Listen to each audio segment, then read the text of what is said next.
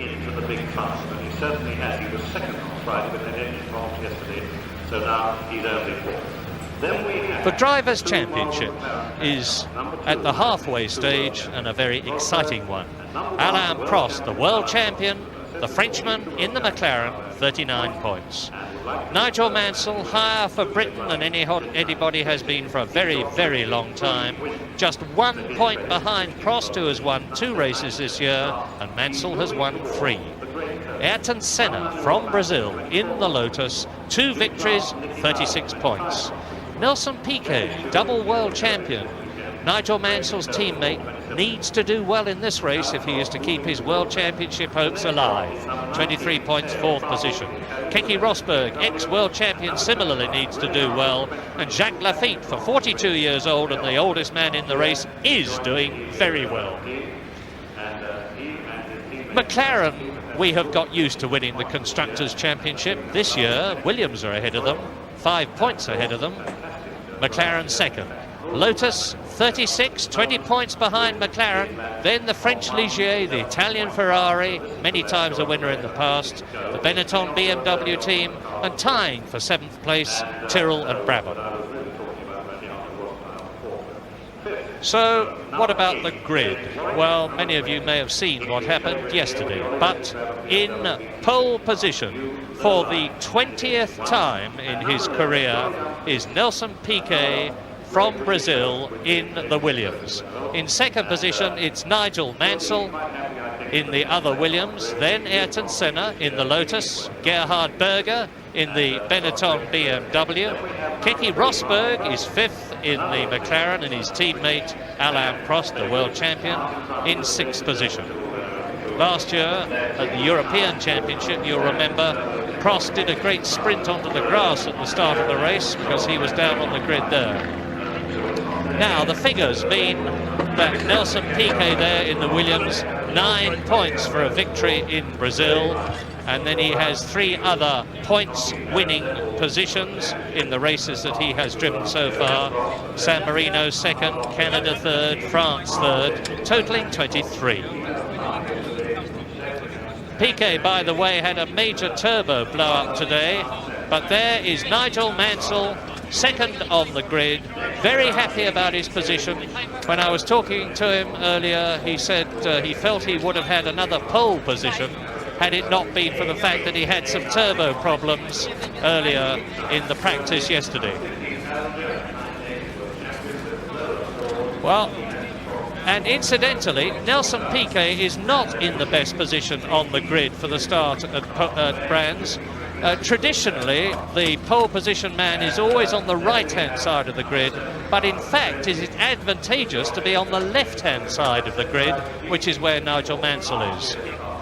I've explained before, and I'll explain again, that those covers on the tyres are electrically heated blankets to make sure that the temperature of the tyre carcass and the tyre compound is as near as possible at racing temperature when the light goes to green.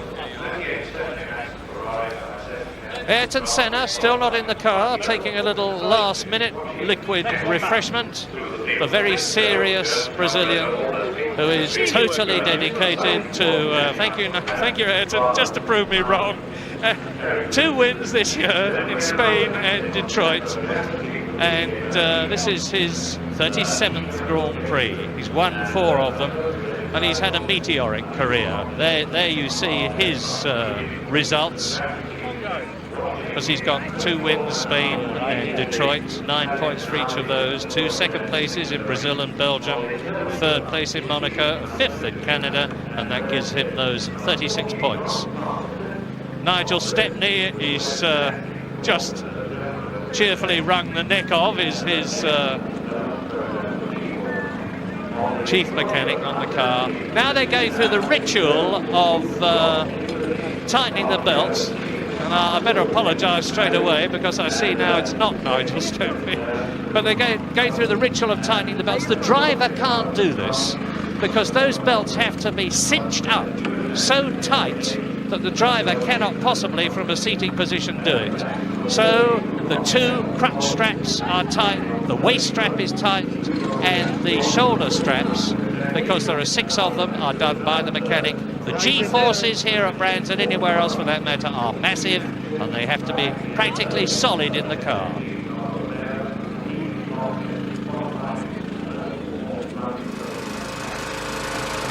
Gerhard Berger. Who is Gerhard Berger? Well, he's in 4th position, and for that matter, he's not even in the car, as Senna isn't. But Berger is Austrian.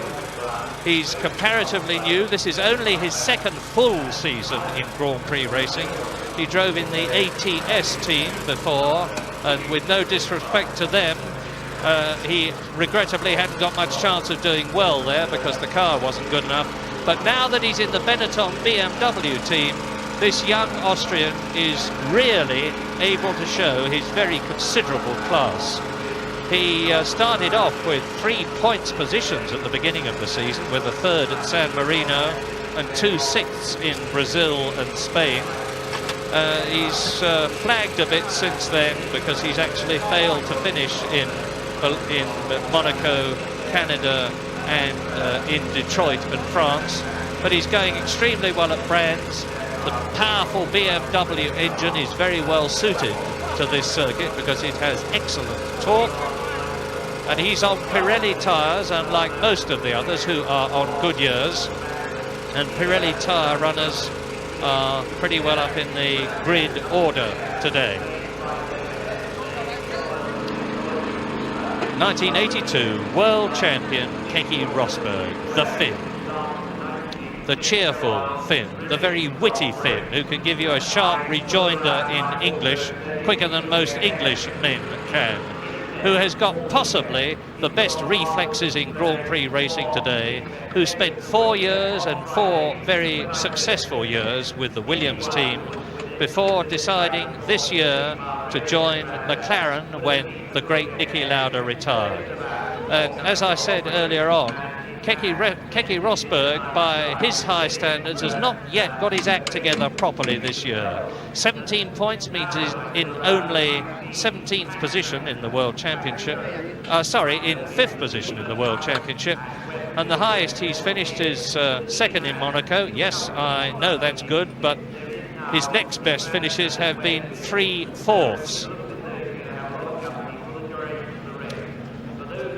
And similarly, world champion Alain Prost, as you heard him explaining to Barry Gill, does not rate Bränds-Hэтch amongst his more successful circuits. Doesn't mean to say he doesn't like it, but he, through a variety of reasons, hasn't done as well here as he has at most other circuits.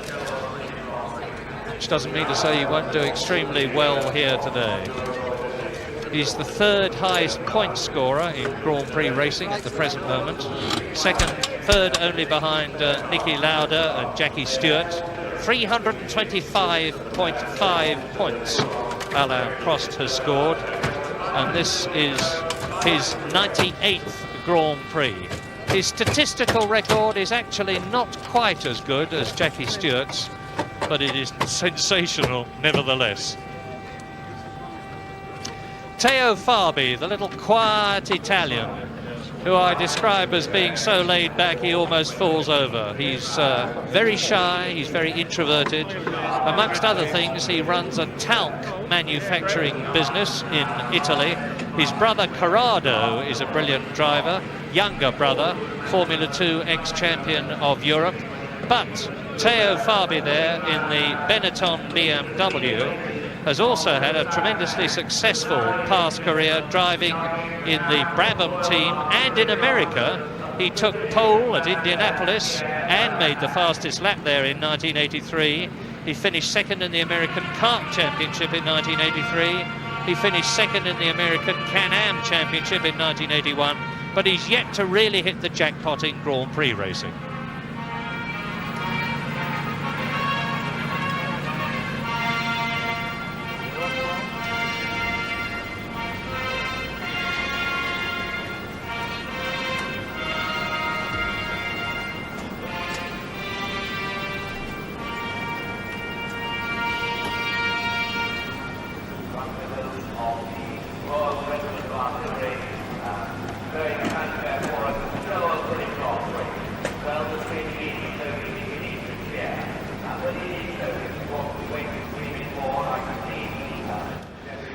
Some people, I think, are going to have difficulty seeing anything, but they're having a go up the hoardings, in the trees, all around the circuit.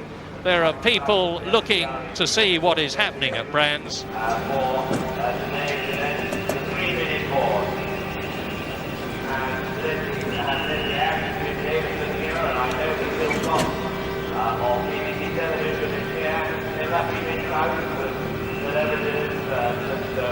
I've not had the opportunity to observe, who are here to enjoy the Gran-Pri Grand-Prix. Whether it's right or not, there's very many to go. The stands are full. Well, now with South Bank and everywhere else at Brands all agog and the tension mounting and the heat rising, look at the heat haze. The circuit is getting ready, is ready, it is cleared and ready for action, and the grid is being cleared. This is the evocative time before the start of the Grand Prix, when the people, the mechanics, the friends, the sponsors and everyone else who have been in that privileged position of being down there amongst the cars and the drivers is told to leave the grid. Then people here and ourselves can see who is actually there. And we will see in a moment those two FW11 Patrick Head designed Williams cars on the front row of the grid. And I think the last time that we had two cars from the same constructor on the front row of the grid was, if my memory serves me right, in Holland last year when the two Lotuses were there. Well, there is the grid. See that Derek Warwick is in 9th position, Johnny Dumfries is 10th, Brundle is in 11th place, Alan Jones for Australia in the Lola Haas with its Ford engine is in 14th place, Patrick Torbay is in 17th place, and incidentally both the Lola Haas's went extremely well. They've got in warm-up this morning. They have a revised specification for the Ford V6 turbo engine, which is giving them more power. Jonathan Palmer, the final British runner in the Zack-Speed car, is in 22nd position on the grid. And so now it is all ready to go for 75 laps, and that's nearly 200 miles, a long, hard, grueling race. Yes, a big moment of tension for the drivers. At long last, they're all on their own for the weekend. Engine started. Nelson Piquet, of course, had a problem with his car in the warm-up this morning, that his race car trouble with the turbo. They have in fact changed engines, and he's still in.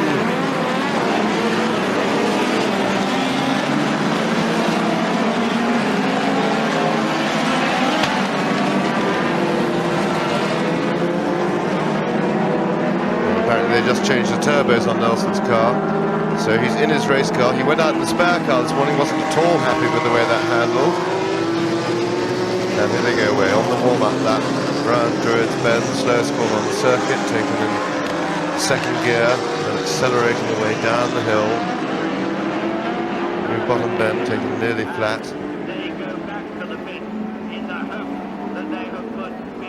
See the cars going from side to side.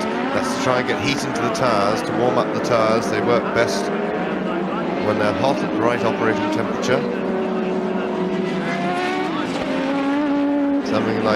Something a little bit over 200 degrees Fahrenheit is when the tyres work best.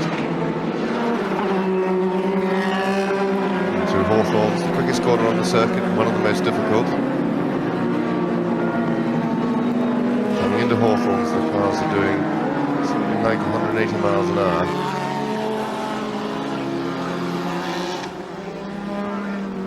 There we see the aerial view from the airship looking down on Bрэnds-Hэтch as the cars go away around the back of the circuit. Through Dingledell into a very difficult right-hander. then to Sterling as the left-handed bend as they then accelerate away towards clearways and then round to the start-finish line. And here comes Nelson Piquet leading the field round. He'll slow them right down so that they don't have to sit on the grid too long. The red light does not go on until everybody is in position, so the front men don't want to arrive too soon. Keep the engine running, the water temperature going up, the clutch dragging.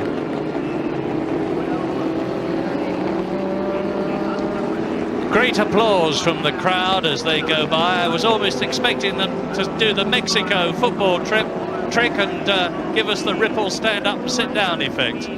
But as James says, Nelson Piquet, with lots of experience, this is the 20th time he has been in pole position, leading the rest of the 26 competitors up to the grid for 75 laps. It's one of the longer races, 195.75 miles. There shouldn't be too much of a fuel problem, but I'm quite sure we're going to have plenty of excitement with tyre changes, as we did in France, although currently no one is expected to make more than one stop. The lights for red, and go! And Mansell is away. He's been passed by Senna. He has been passed by Berger. He's been passed by both the McLarens. Piquet leads. Senna is second. Berger is third. A terrible start for Nigel Mansell, and a big coming together at Paddock. Yes, big banging match towards the back of the field. Nigel Mansell looked as if he burnt his clutch on the line. He moved away quite well. Then the car slowed down, and he does stand a chance as Mansell comes slowly trickling down the hill from Druids. But if he can cool his clutch down now, and we've possibly got a red flag. Yes, we have got a red flag at the start and finish point, and black flags everywhere else around the circuit. The rule is that when the race is being stopped, as it is, that is the procedure. Well, it looks like an action replay of 1976. Race stopped after a start line accident, and a very bad start for Nigel Mansell. Can this be his lucky day on the restart? He's going to have a second crack at it. Yes, I remember casting my mind back, and incidentally, one of the problems was that one of the arrows went sideways, and it looks to me as though Jacques Lafitte is trapped in his car there. There's Christian Danner running back. He's obviously the man that had the problem in the arrows, running back. And you may wonder why on earth he's got his steering wheel with him. The answer is that that's his personal one. They are detachable, and he's just going to slot it onto the spare car. But this is bad news. Out goes the arrows. That's Jonathan Palmer's Zach Speed in the foreground, and I am concerned at the present moment at the fact that all those marshals are around the Ligier of Jacques Lafitte, which has obviously gone into the Armco heavily, and I fear that the ever-popular Frenchman, who in this race has, by starting it, equalled the all-time record of Graham Hill, 176 Grand Prix drives, may be in trouble. Well, there's Andrea de Cesaris walking away with his seat, or part of it, for the same reason that Christian Danner. So that means an Arrows has been involved. There's Danner. It means that I wonder what Christian Danner's rushing along back and forth, possibly to get to his spare car quickly. Well, it means there's an Arrows, and that's Derek Warwick. No, it's Nannini, it's Alessandro Nannini. So, very clearly, both the Minardis have been involved, the Arrows of Danner has been involved, Jacques Lafitte has been involved, and Palmer, and there's Boutsen. So that's the other Arrows. Well, of course, a lot of the drivers now, he's talking to Caspar Arne, who is responsible for the timing here. There is Nigel Mansell. Now, as James said, this may well have been Nigel's salvation. He's making the car finished signal across his chest. They're pushing his car away.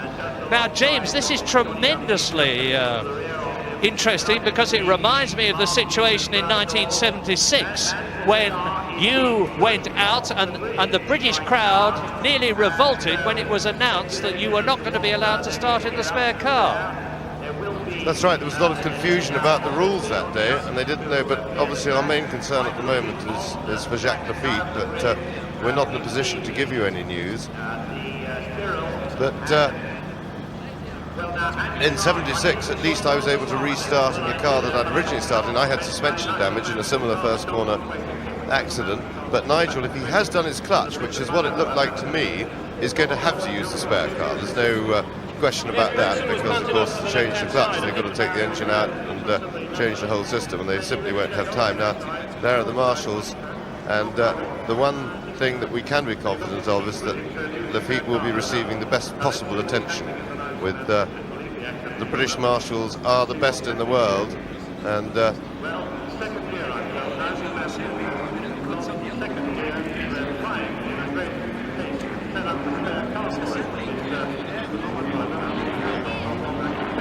just await news.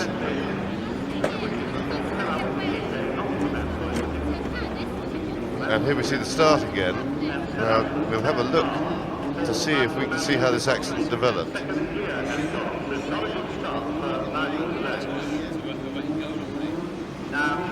We see Mansell now, he got away cleanly off the line, but he's slowing down on the right-hand side at the top of your picture.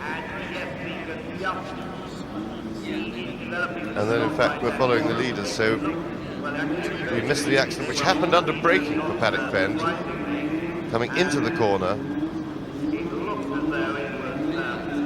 And at the front of the field, all is well and good. Good clean start from that. There's Mansell just coming to the picture, going slowly with the queue forming behind him, and that may inadvertently have had something to do with the accident, because he was holding people up. He's going slowly up the hill on the left.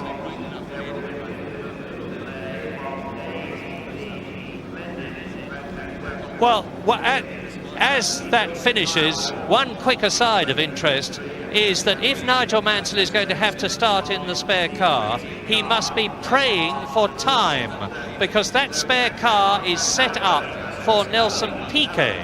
Nelson Piquet is the team leader. Nelson Piquet therefore has the access by right to the spare car, and it will be set up for him, and if it has got to be changed, the pedals have got to be changed, the seat has got to be changed, the windscreen has got to be changed, and that takes time. But there's going to be about half an hour, I think.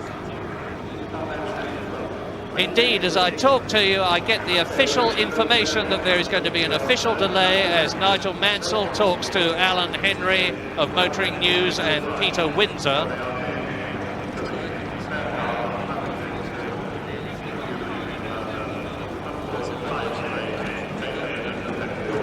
Well, very, very unfortunate this, to put it mildly, because a lot of people out there around the circuit will be relying on the excellent public address system here to keep them informed. They've seen the cars not at all. They heard them approach and just then see, well, they have seen them go by, but not at full racing speed for the whole lap, because the flags were out very, very quickly indeed. And we are waiting for news to pass on to you about Jonathan Palmer. He's got a spare car in the Zaxby team. Christian Danner will have a spare car from the Arrows team. I'm waiting to hear about Jacques Lafitte. You can see the cluster of vehicles at Paddock Bend, the first right-hander on the circuit, which they take at about 165 miles an hour during the race. Nigel Mansell, obviously, I've been amazed, absolutely amazed for the last 2 days at how little the stress of the occasion and the fantastic glare of the media publicity seemed to be getting to him. But he was obviously very considerably psyched up at the beginning of the race. Maybe tried just a little too hard, because there are no team orders in the Williams team, and it was clearly going to be a race at the front between him and Nelson Piquet. And Piquet, with only one victory to Nigel Mansell's 3, would be as determined to win as Nigel was.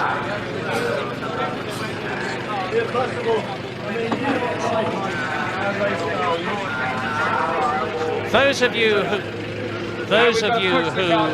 know the rules of Grand-Pri racing will know what is going to happen. But for those of you who don't, I will tell you that the official statement has been made that there is going to be a completely new race over the full distance of 75 laps with the same grid order as before, and with Nigel Mansell able to use the spare car. And in half an hour, which is the gap that was given before the planned restart of the race, that should give the Williams, the very excellent and experienced Williams mechanics, plenty of time to make the changes they need to make. Yes, and it's clearly a mistake by Nigel Mansell there at the start, because he knows about the possibility of burning the clutch, and I think he's a little bit over-enthusiastic. You take a little risk because you get the best start if you slip the clutch rather than spin the wheels, but if you ride on the clutch you take the risk of burning it, and undoubtedly that's what Nigel did. He cooked the clutch, lost his grip, and he has been reprieved, but I'm sure in a way that he won't be at all happy about. We're very, very concerned about Jacques Lafitte, who's still being attended to in his car at Paddock Bend. Number 5, the spare car for Nigel Mansell is being pushed out onto the grid. It's interesting, but we've now got 2 drivers who use that car this weekend. Nelson D came in this morning, and he wasn't able to go from the pit.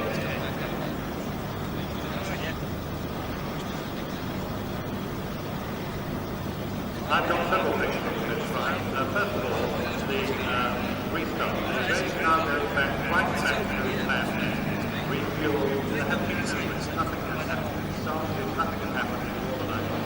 So they can refuel, they can make the car, they don't their lights, go right back to the beginning of the season. The only thing I don't have yet is the time step. From the pit itself, in fact, I now understand the CV going back to the first step when it started under the great express in the past of the former engine. Second, Johansson on the radio, some of his radio that he's making the car. Terry Bruce says he doesn't know what happened to somebody else back and he doesn't know who it was. So, one of the chain reaction in the back half of the field, as I said, the back half of the field, maybe the middle of the field downwards, and some of the tail end is getting involved, both themselves. Normally, I think these multiple dramas happen up at the front of the field. This time it wasn't there. So, all the front rows are like they're all there in the season, but I think they're all exact and are not 74 where the is with another car. At the same time, that car is a spare car, which was built by the morning, specifically set up. How long they've got to it, I don't know.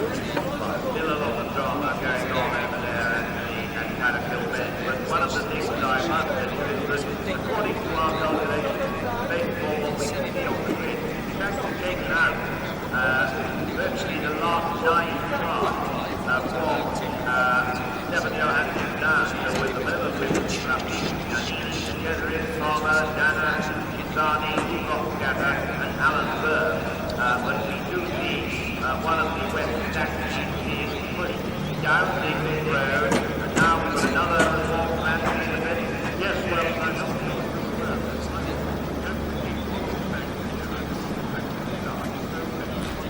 He may have said very, very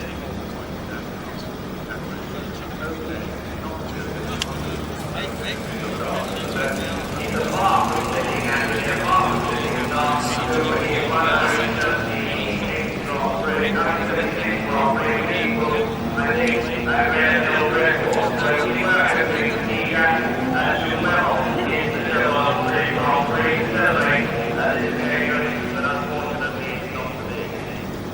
well now, the West taxi is being pushed out and on the grid in a moment, and now we can see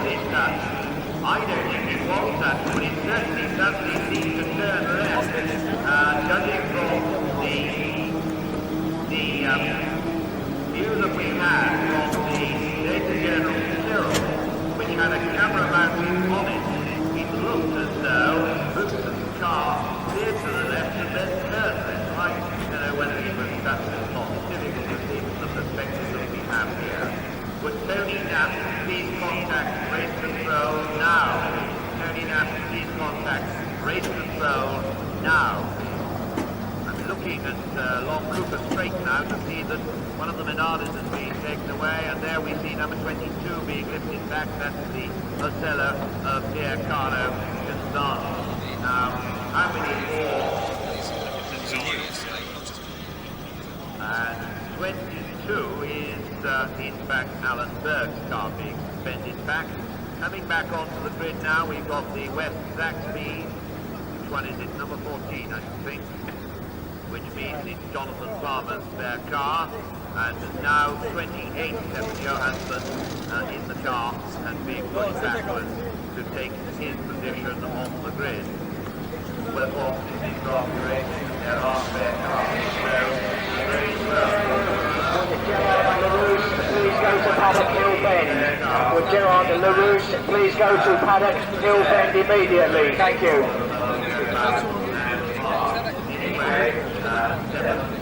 Put it down.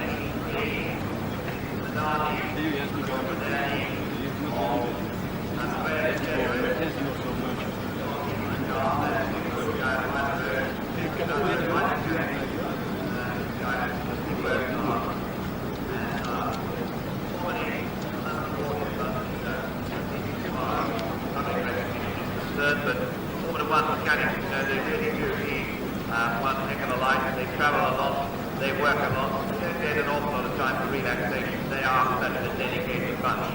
Now, another car which is being towed away from the scene is the Zaxby, and that is number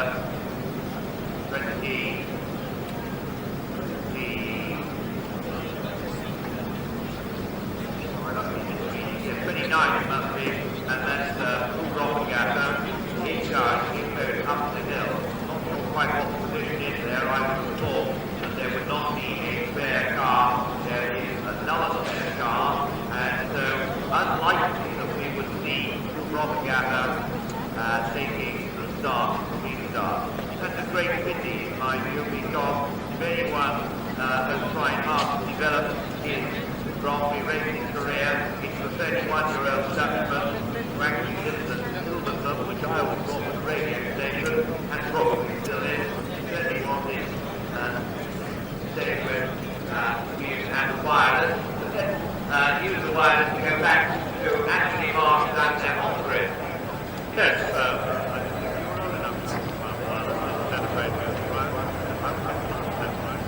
well, the Nigel Mansell situation, the stand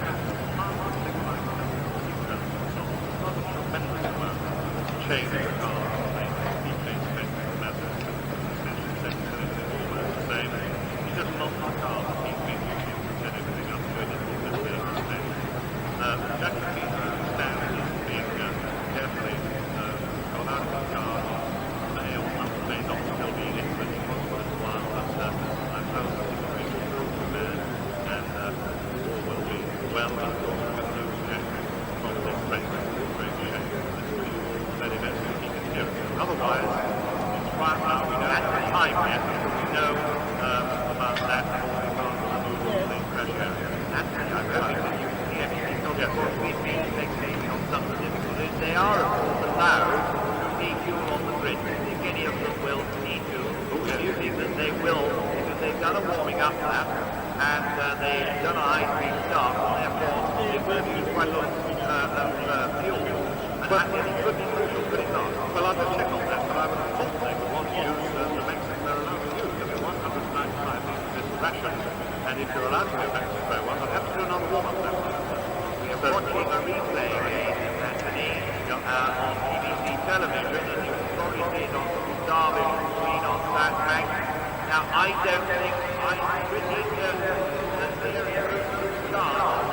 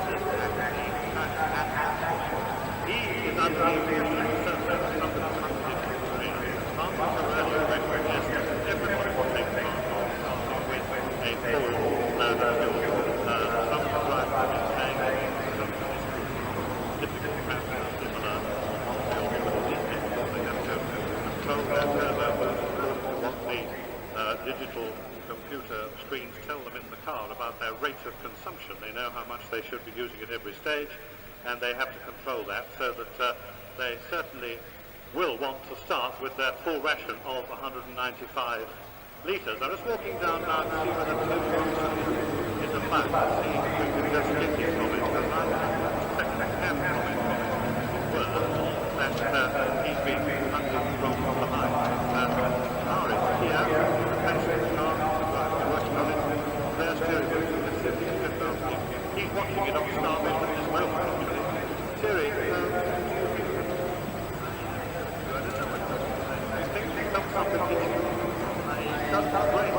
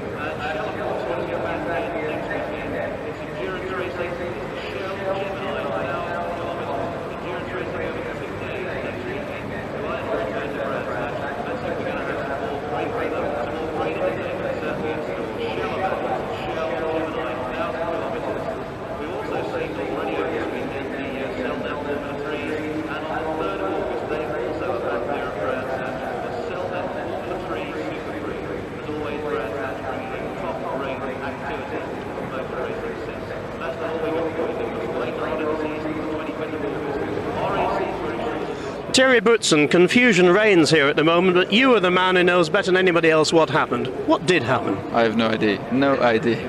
I was in the middle of it. I mean, I started to brake for the corner and everything was under control, no problem. Suddenly the car pulled to the left really bad. I couldn't control it and I hit the wall with the tires. The car spun and came back into the middle of the track, and that was a big disaster. but I don't know why it went to the left. I have no idea. Maybe someone pushed me, maybe something broke in the car. I have no idea. What happened then, Thierry? I turned round and stopped everybody going by. Did Jonathan Palmer's, how many cars hit you? I don't know. I just closed my eyes. You know, in this condition you don't see much. The car kept on turning, run, and it was lucky it stopped at one stage, and I hope nobody is hurt. And you are okay? I'm okay, yeah, thank you. And you're going to start, what, in the spare car? I've got a spare car, I'm going to start in the spare car, yes. Well, I hope it's a little less dramatic, Thierry, and thanks for talking to us. Thank you very much. Thank you.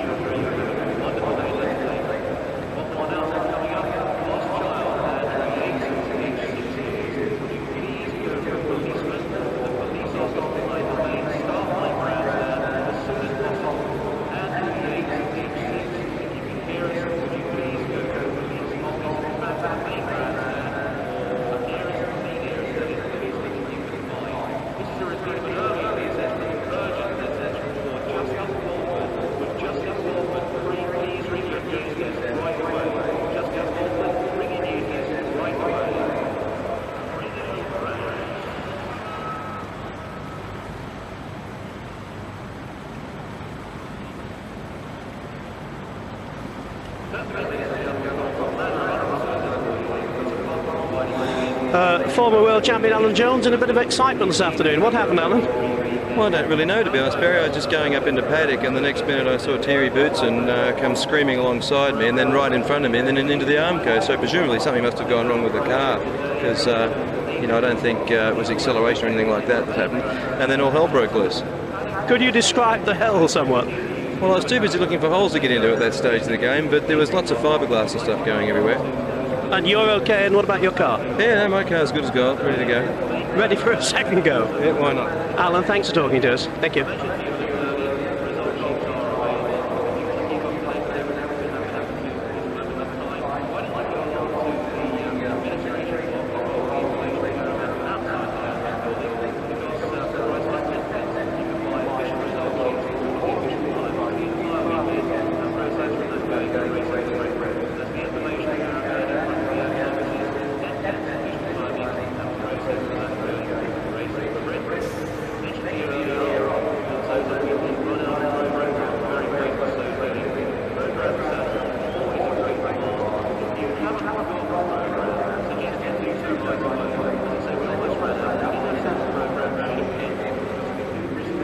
Philip Streff, we saw some very exciting pictures from the camera on your car, but what was it like from the cockpit? I saw only Boutsen at the wall on the left side and came back on the road at just the time to take the way on the right, and I missed it. I was very lucky, and I think the car behind me didn't miss it and hurt it. And so you're all right for the restart? Yes, my car is all right, it's no problem. But an exciting start to the afternoon? Yes, especially many cars are broken, so I don't know how many cars will start again. Thank you, Philip. Thank you.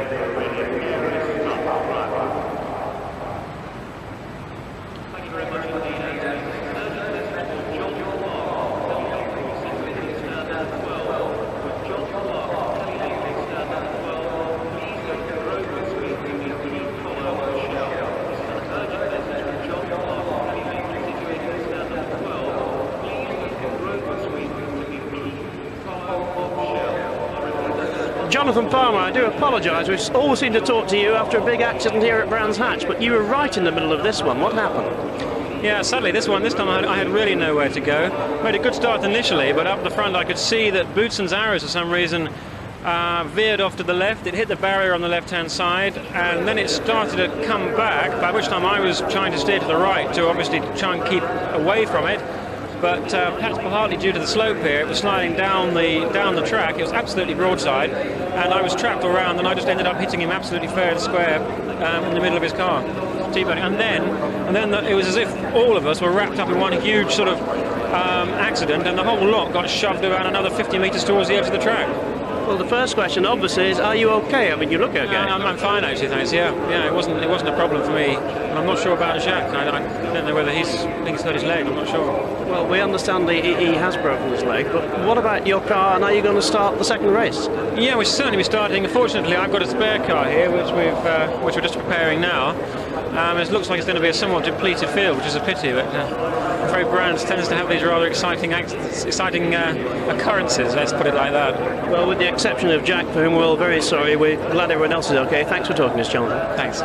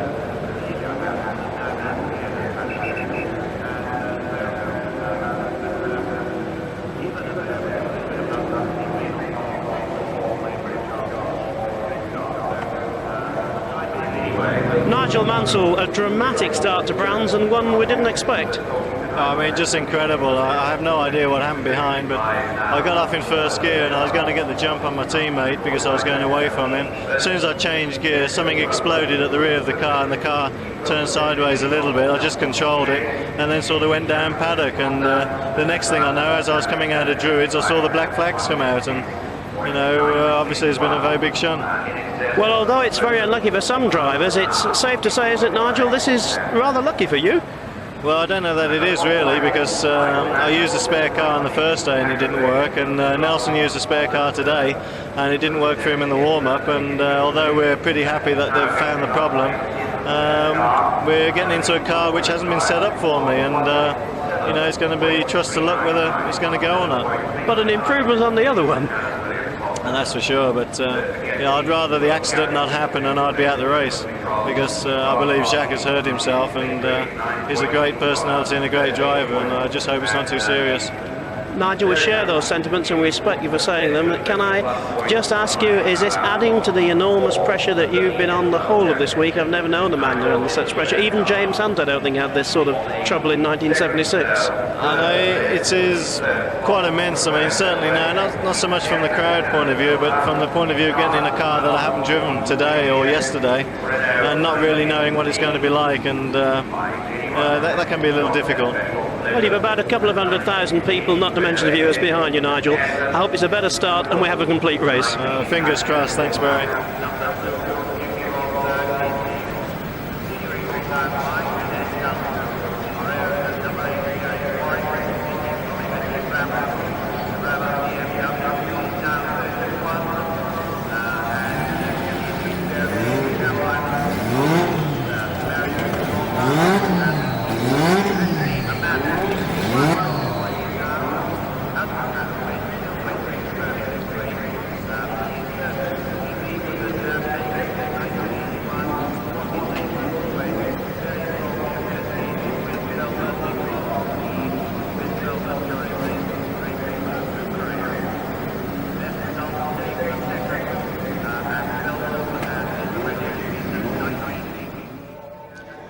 Almost 1 hour after the original start, there is Jacques Lafitte being lifted into the ambulance to be taken to Sidcup Hospital.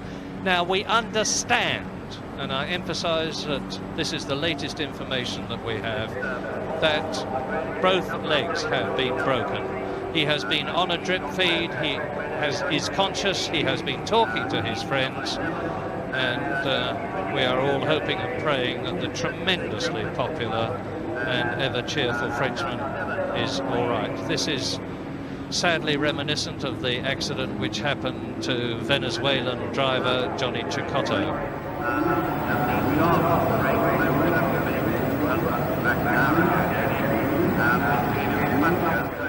And here's another development, and I regret to say another delay, but it is for the very best possible reason, which you can see in front of you now, because of the decision to use the helicopter as opposed to transporting Lafitte to Sidcup Hospital all the way by road, which could be very jarring and difficult for him.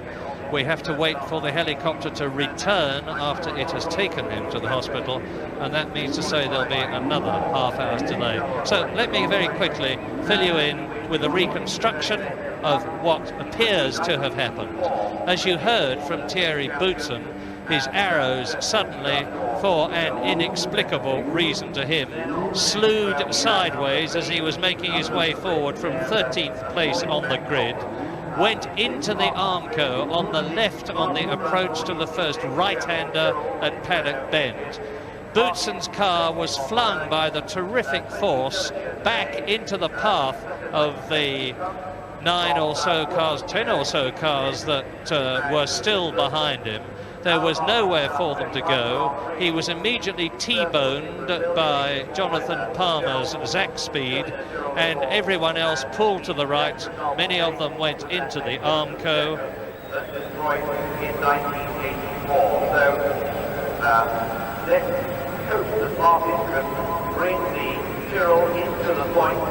It would be very nice to see him picking up the World Championship points here at Bрэnds-Hэтch today, and that certainly is a very real possibility.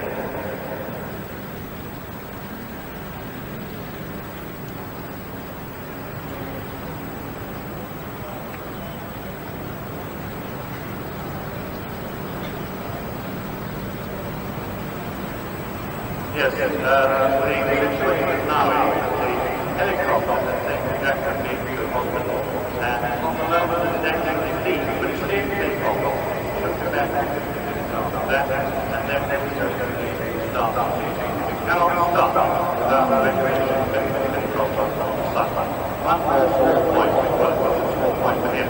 They managed to clear the radiation of the system, so he's now not in the spare car as he was going to. Right, so going back to the grid, Martin Brunson and ACL all Brenda. Then next one, number 15, the number 12, champion Alan Jones is the car Lola 4, 39 years of age, until November of this year, when he'll knock up another decade, so I won't remember his number.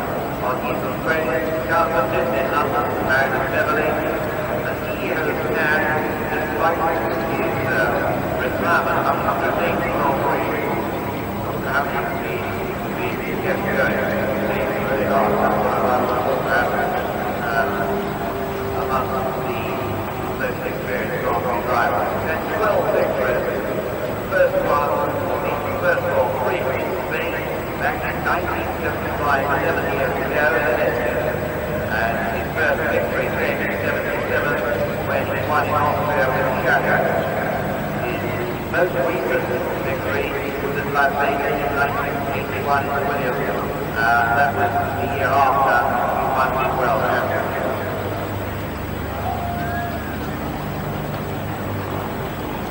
Well, I went off on skating and was reminding me, those of you that are walking in Northern Ireland and would please get going.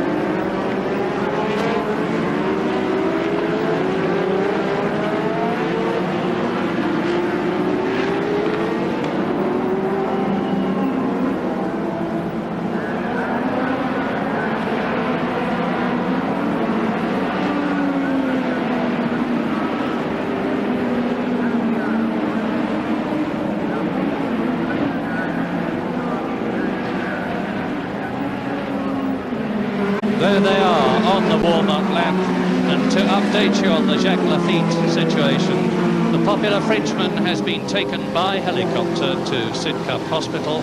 We understand that he has 2 broken legs. He has been having a conversation with his very great friend Alain Prost, who is now on this parade lap for the 2nd restart. And as far as we know, 22 cars are going to be taking the start again.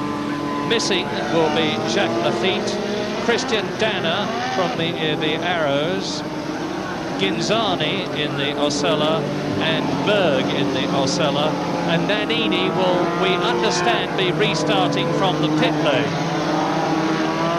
They've managed to get his Minardi fixed, but not before the pit lane was closed 15 minutes before the restart, and there he is waiting to go out. And I remember Alain Prost did that from South Africa at one time and went through the field like a hot knife through butter. I don't think Nannini will be doing that, but here they come out of Clearways, and in pole position Nelson Piquet. Next to him, Nigel Mansell in the spare Williams. And by the way, we're not at all sure that it was a drive shaft that broke. He just said that something had exploded behind him. And from Nigel Mansell's point of view, the regrettable cessation of the race due to Lafitte's accident was an unlooked-for piece of luck. He has said that he would far rather not be restarting if, by so doing, Lafitte could be okay. But anyway, Senna is in 3rd position on the grid, Berger 4th, Rosberg 5th, Prost the world champion 6th, Teo Fabi 7th in the 2nd Benetton. It's going to be a full distance race, we hope, this time 72 laps. Green and go, and they all get away well. Piquet leads, Mansell is 2nd into Clearways this time, and we're watching very carefully as they go round paddock, and they are all round. Piquet leads, Mansell 2nd, Berger is in 3rd position, Ayrton Senna in the Lotus is down to 4th. He is already being challenged by one of the McLarens, and it is that of Keke Rosberg ahead of his teammate Alain Prost, followed by Teo Fabi round the left-hander at Surtees into the fastest part of the course, Pilgrim's Drop, and there's a race for 2nd place because Berger has taken it from Nigel Mansell. Gerhard Berger is now in 2nd place. Mansell is down to 3rd in the car that is strange to him. In 4th place is Berger, Senna and Rosberg and Prost as the rest of them go through. Yes, and that stands to reason that Mansell in the strange car and the spare car was a little bit slow around South Bank, and Berger got the run on him, got the momentum coming through the corner to take it past on the straight. And there he goes, followed by Mansell, Senna, Rosberg, Prost, Teo Fabi, Alboreto. The leader crosses the line. It is Piquet, Berger, young Gerhard Berger, the Austrian in the Benetton BMW, challenging ex-world champion Nelson Piquet. Mansell still in 3rd place, but Senna, Rosberg, Prost, Fabi, Alboreto, Arnoux, Alan Jones well up, followed by Derek Warwick, and already on this 2.61 mile lap, they are into their 2nd lap. 75 lap race, long way to go. There go the 2 Tyrrells of Martin Brundle and Philippe Streff. And by the way, there is a camera on Philippe Streff's car. And it's Nelson Piquet. Now Mansell, meantime, at racing speed, is attuning himself and getting used to the Williams. Yes, it's going to be an interesting thing for Mansell because Piquet used the same spare car this morning in the warm-up and was not happy with it at all. But so far, Nigel Mansell's been feeling his way, but he looks to be coping with it pretty well, and he's certainly not dropping back. Over the line they go. Mansell looks to be very comfortable. Senna is still 4th. Rosberg 5th. Prost is 6th. Fabi is 7th. Alboreto is 8th. Arnoux is 9th. Jones is 10th, 11th is Derek Warwick, ahead of his teammate Riccardo Patrese. And in case you don't know, Riccardo Patrese is driving the BT54 Brabham, that is to say last year's car, and Mansell, obviously getting the hang of things, is closing the gap between himself and Berger's BMW powered Benetton, going for second position, and Mansell is through up into second place on lap 3 to the vast delight of the crowd. Now, is he going to do anything about his teammate Nelson Piquet? These two cars, in terms of handling and speed and fuel consumption and everything else that you need at this Brabham circuit, are, I think, a considerable amount ahead of the rest, and that does include the McLarens. So now Nigel Mansell, having got to within striking distance of his teammate Nelson Piquet, who has won one Grand Prix this year compared with Nigel Mansell's 2, can study form, and he studies form from a gap of 1.7 seconds behind the Brazilian. Yes, at the moment the interesting thing is going to be what the two Williams drivers do about each other, because the Williams car, as you rightly say, Murray, certainly seems to be the best car at the moment. Their Honda engine work is certainly the most fuel efficient, can get the most power with the limited 195 litres of fuel that the rules allow. But the drivers have no team orders, and we'll just have to see if Mansell can start to challenge Piquet, which I am fairly confident he will, is how they're going to tackle the problem of racing each other. Well, there is the Englishman. He's very comfortably placed in comparison with Nelson Piquet.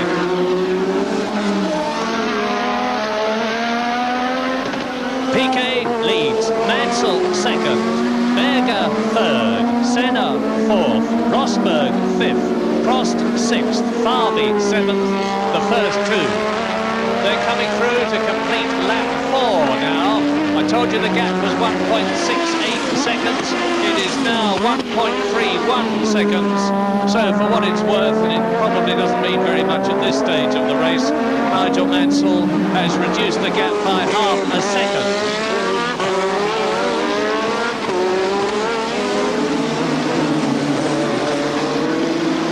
Well, we have Nigel Mansell in second position. For Australia, and I know that we have many viewers out there, Alan Jones is well up. He's in 10th position in the extra-powered Lola Haas with its Ford engine. Derek Warwick is in 11th place in the BT55 Brabham. Johnny Dumfries is in 12th position. Martin Brundle is in 13th place, and Jonathan Palmer in the Zaxby's is in 19th position. And we are now on lap 5 in this 80-lap race. Well, the two Williamses are certainly starting to put their stamp on this race. They're pulling away steadily, opening a little gap.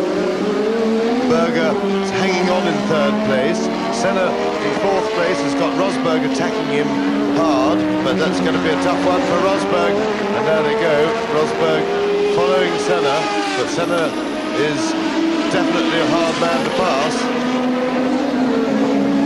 And then back behind Rosberg is his teammate, world champion Alan Prost, who's not had a happy weekend with the handling of his car. He's never really got to grips with it. They don't know what the trouble is. Just saw Prost in the background there. But the Williams is really looking very steady on the track and pretty dominant as they pull away. Well, Rosberg is getting very close to Senna, but even more importantly, as far as the race for the lead is concerned, Nigel Mansell is starting to close very definitely on Nelson Piquet. There's the battle for third and fourth, Senna and Rosberg. Rosberg in the McLaren, his first year with the Woking concern. There was Berger going through. He's in third position. You can see the gap. There's the third, fourth and fifth men in the background. In sixth place, Alain Prost. Still ahead of seventh place man, Theo Farby. The leaders coming up to cross the line, and the gap now is just a whisker over 1 second between Piquet and Mansell. Berger still third. There is Rosberg in fifth place, ahead of him Senna.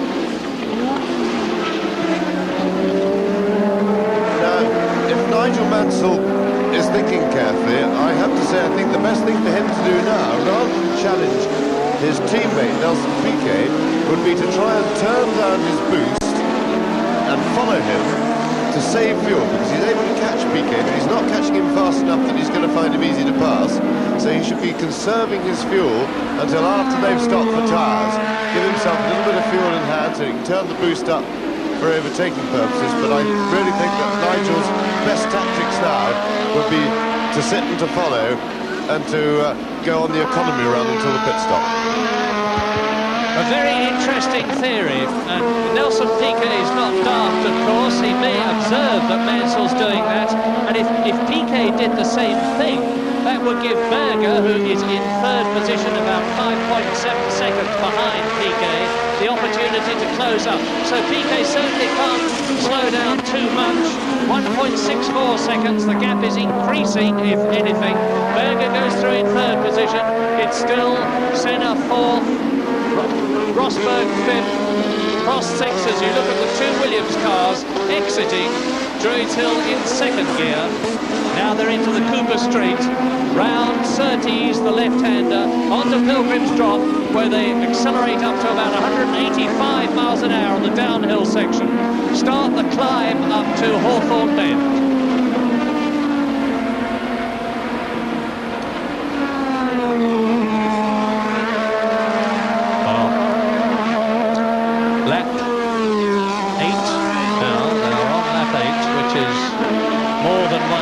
Distance in this 75-lap race, and Nigel Mansell sees Piquet ahead of him, and will, if he looks in his mirrors, that's where he went off in practice yesterday, by the way. If he looks in his mirrors, you'll see a clear road behind him, because Berger is now some 6 seconds behind the two flying Williams cars, who've got the race very much under control. And Piquet is looking increasingly as though he's got the lead under control, because he's punching away. It's a 2-second gap now. He's easing out the time between himself and Nigel Mansell. What we never know, of course, is to what extent the drivers, as James has mentioned earlier on, are using their boost controls. They can turn up the turbocharger press up at will, and Keke Rosberg is in the pits already. Keke Rosberg, who was in 5th position, is in the pits, and very clearly this is not a tyre change. No, he's getting out of the car, so that looks like the day's all over for Keke, and it'll be a huge disappointment to him, because he struggled this season when he's been in the McLaren team, but this is the first race and he's really put one over Prost. He was quicker in all practice sessions, quicker in the warm-up this morning, and really looked good, and he must be bitterly disappointed. Yes, you can see it written all over his body as Nelson Piquet comes through to complete his 9th lap, that Rosberg is indeed bitterly disappointed, because he really needed to do something here at Bрэnds-Hэтch in the British Grand-Pri if his World Championship chances were to be kept alive.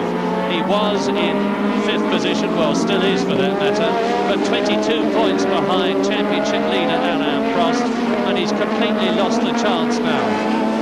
So there is the leader, Nelson Piquet. 2nd is Nigel Mansell. The next car you see will be the Benetton BMW of Gerhard Berger, and you can tell what a gap there is. Berger goes through in 3rd position. 4th is Ayrton Senna.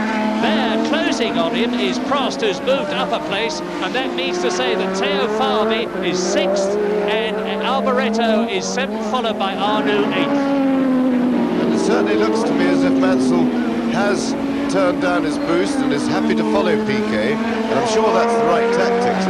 Of course, what I should explain to people at home who don't know a lot about it really is that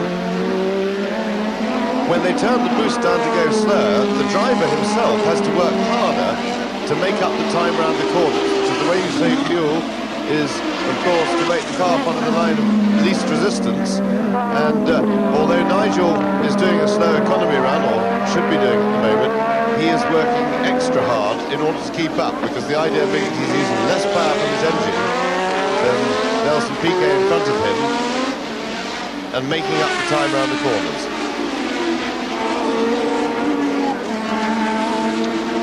Nicky Rosberg went out with gearbox troubles. He won't care too much what they were, but Piquet now is already up amongst the tail enders on his 11th lap. That's how incredibly fast he's going as he passes Andrea de Cesaris's Minardi, which is followed by the Zach speed of Jonathan Palmer, who was involved very heavily in that shunt. Nigel Mansell maybe running on reduced boost, but he looks very comfortable to me. He's on lap 11, and the order is now Piquet leading, Mansell second, Berger third, Senna fourth, Prost fifth, Fabi sixth, Alboreto in the Ferrari seventh, Arnoux eighth, Alan Jones is ninth, 10th is Derek Warwick, 11th Dumfries, 12th Brundle, 13th Patrese, 14th Streff, 15th Johansson, 16th Tombe, Jonathan Palmer is 17th, followed by Boutsen and Nannini, and Rogata has already been lapped, and several others are in the process of being lapped now by both Nigel Mansell, and you can see how close he is to Nelson Piquet now, who is in Mansell second, Piquet leading. This is Hawthorne Bend, one of the two fastest corners on the... And off goes the Zach speed of Rogata, who is rapidly building himself a not particularly desirable reputation in Grand Prix racing, for one reason or another. Piquet, lap 12, Mansell. Well, the Williams team for a while, a few years ago, were held up by their decision to wait until they could get a turbo engine that would be their own, as a result of which they stayed with the illustrious Ford BFE for a long time. 1 minute 12.72 is outside Jacques Lafitte's lap record, which is 1:11.53, but of course there's still a heavy fuel load on the cars. I was saying that Honda stayed with the illustrious Ford DFE engine, which won some 155 Grand Prix, longer than most of the other teams. Then they got the Honda turbo engine. It took the Japanese technicians a little while to get it right, but halfway through last season they introduced a revised version of their engine, V6 turbo motor, 1.5 litres, like all of them these days. And since then they've hardly looked back. They're certainly not looking back now, with Piquet leading, Mansell second. And even if Mansell only finishes in second position, he wouldn't be unhappy with that, because his rival for the World Championship, Prost, is currently in fifth position.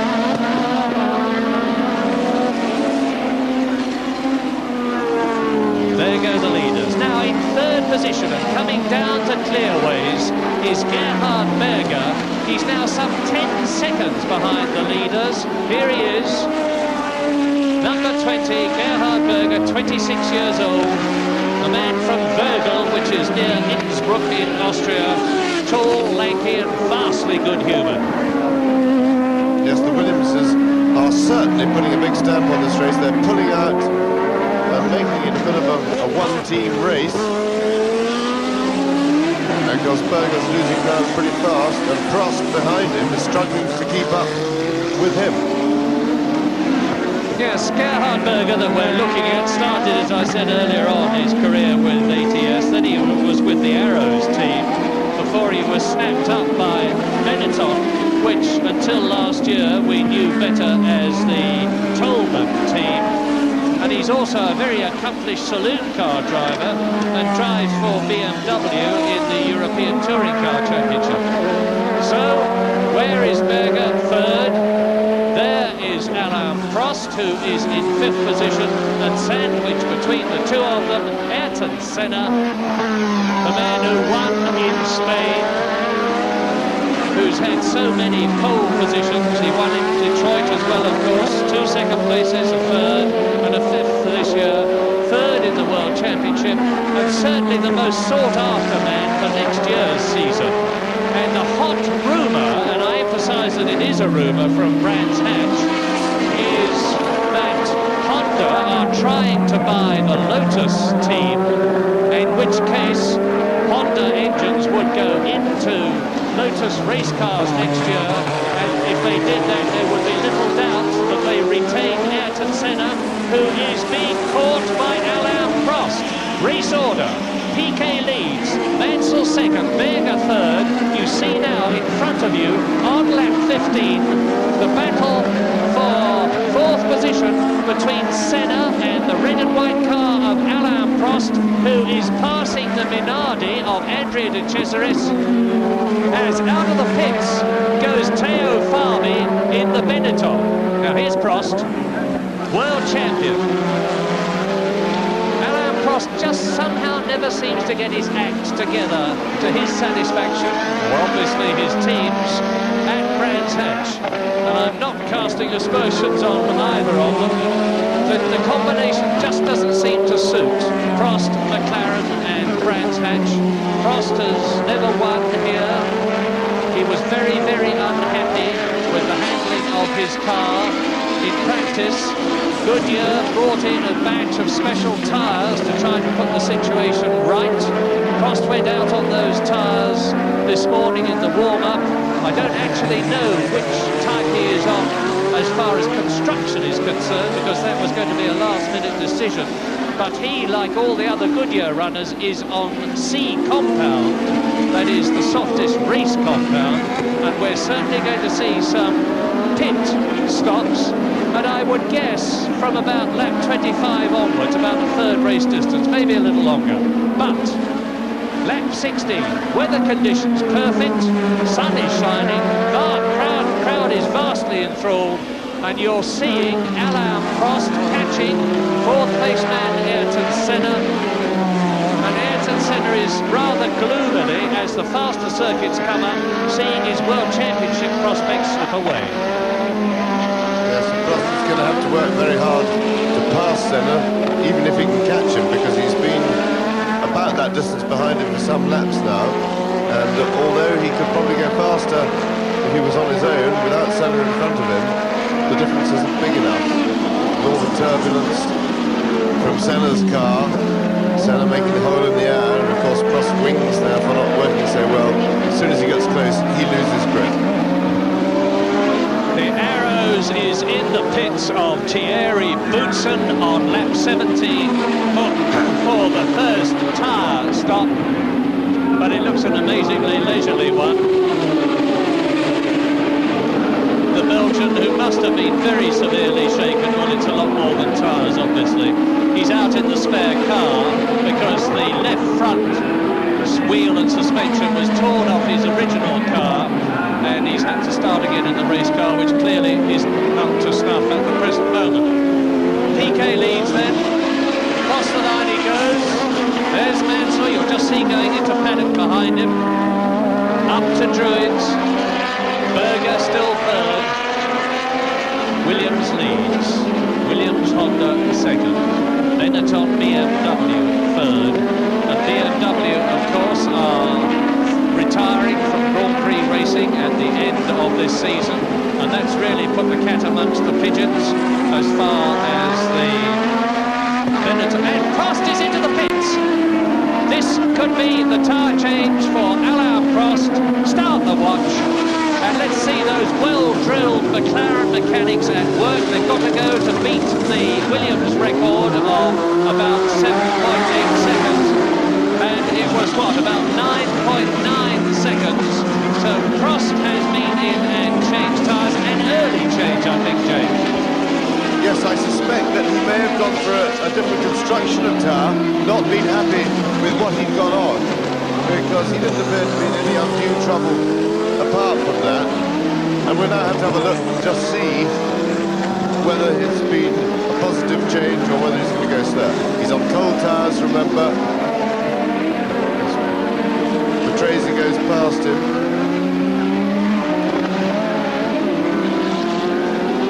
But certainly it's not a happy weekend for Prost. Hasn't really got it together here. Unhappy with the handling of his car, messing around with tyres, and he's now got to go the rest of the race on this set if he's going to be competitive, because the others are going to make one stop. And really the Williams cars look quite dominant here at the moment. race then. He got something like 17 or 18 second lead over third place man Berger. So really, they're racing each other. And Prost, who was in 5th position, has now gone down to 9th place as a result of that pit stop. There is the order. Piquet and Mansell some 17 seconds ahead of Berger. Senna for Alboreto in the Ferrari up to 5th place, and René Arnoux in the Ligier up to 6th. And Alan Jones is higher than he's been in a Grand Prix for a very long time. He's in 7th position. Ex-world champion Australian Alan Jones in the Ford-powered Lola Haas is 7th. Derek Warwick is 8th in the new Brabham. Riccardo Patrese, who you saw ahead of Prost in the old Brabham, is in 9th place. Prost is down to 10th, therefore. Johnny Dumfries is 11th and Brundle is 12th. Streff is 13th and Johansson is in 14th place. Torbay is 15th. Barbie is 16th and Palmer is 17th. And you can see the gap between the lead cars of Nelson Piquet and Nigel Mansell for yourselves. Encouraging race for Alan Jones, who has really been struggling with his Lola this year. The car hasn't been that good. He's up in 7th place this time, back at the circuit where really in Formula 3 days his career took off, and Jones should be well happy. This is certainly the best Grand Prix for him this year. There is Alan Jones, the popular burly Australian, in a new car in Grand Prix racing this year. The team headed up by ex-McLaren boss Teddy Mayer, and number 15 Alan Jones, who won the British Grand Prix in 1980, who has yet to score a World Championship point in his return to Grand Prix racing in 1986, is being followed by Derek Warwick. So you're looking at the battle for 7th position. And that's the highest Derek Warwick has been that I can remember since he came back to Grand Prix racing.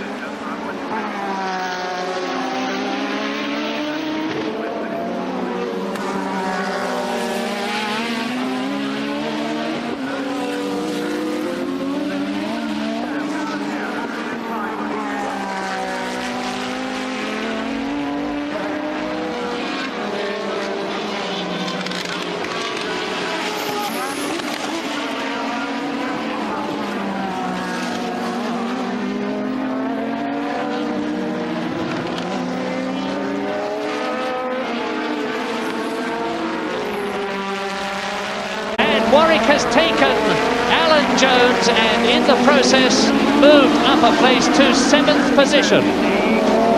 Excellent bit of driving. Patrese is not very far behind the Australian, who is now 8th. Patrese 9th. Looking for Alain Prost.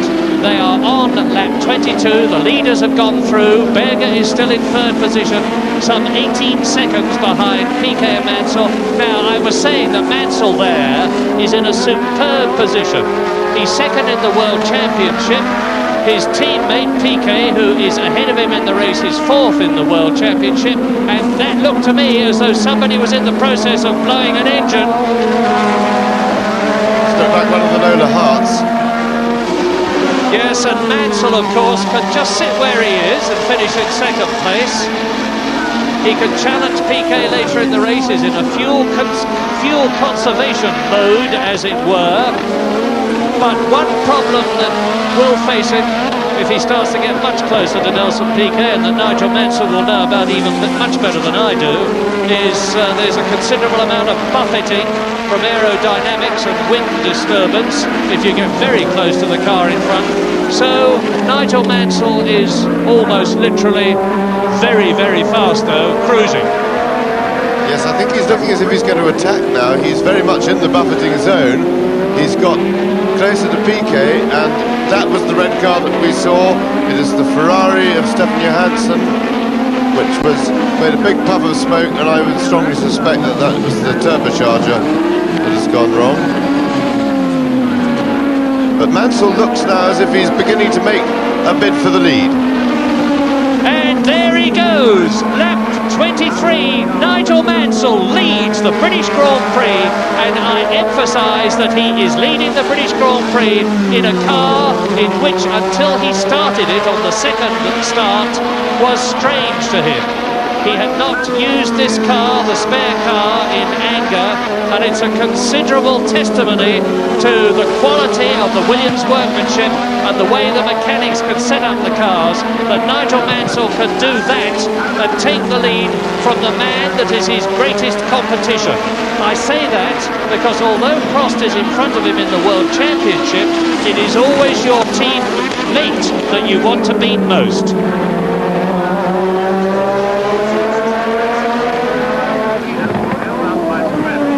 And here we are with Philippe Streff in the camera car, and there is Mansell past him, and there is Piquet past him. That is a replay of Philippe Streff, and Philippe Streff is a considerable driver of his own merit. Yes, he did well there, Streff. He made room. He let the two leaders go by and lap him, didn't impede them.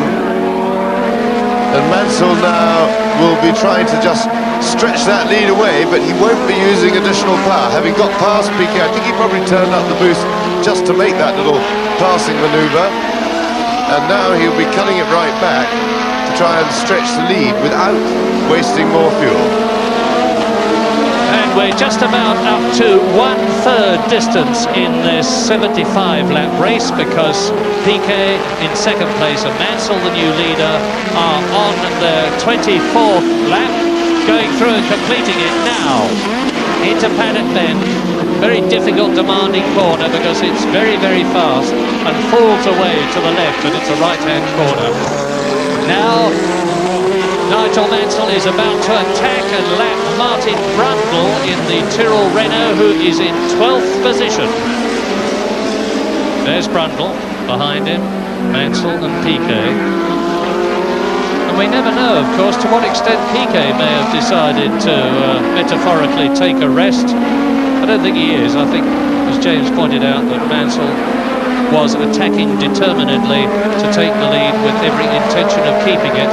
But so far, the only persons that have been into the pits in a position of possibly winning the race were Keke Rosberg, who came in to retire, and Alain Prost, of course, who's been in for tyres, with Piquet closing right up on Mansell, who has yet to take Martin Brundle as they go into clearways, and he goes past the Englishman at a gloriously opportune moment. And Mansell looks as though he might even put two cars between himself and Piquet. No, he won't put any, because Piquet is past Brundle now, and that is 25 laps, 1/3 distance completed. Mansell leads, Piquet second, Senna third, Alboreto is now fourth, Arnoux is fifth, Warwick is sixth, and Prost is only eighth. And yes, down the field a bit. That looks like Berger walking back, so Berger has struck trouble, abandoned his car, his day's work is over. But down the field, Prost in 8th place is now bringing the two Brabhams in front of him of Derek Warwick and Riccardo Patrese under considerable pressure. So Prost, remember that Prost has already been in and changed tyres and is now trying to climb his way back. Johnny Dumfries just being lapped by the two Williamses, and they really look superbly dominant. And out of the race goes Andrea De Cesaris. Gerhard Berger out then. By the way, Stefan Johansson has retired with turbocharger problems, and Andrea De Cesaris is out, as you've just seen.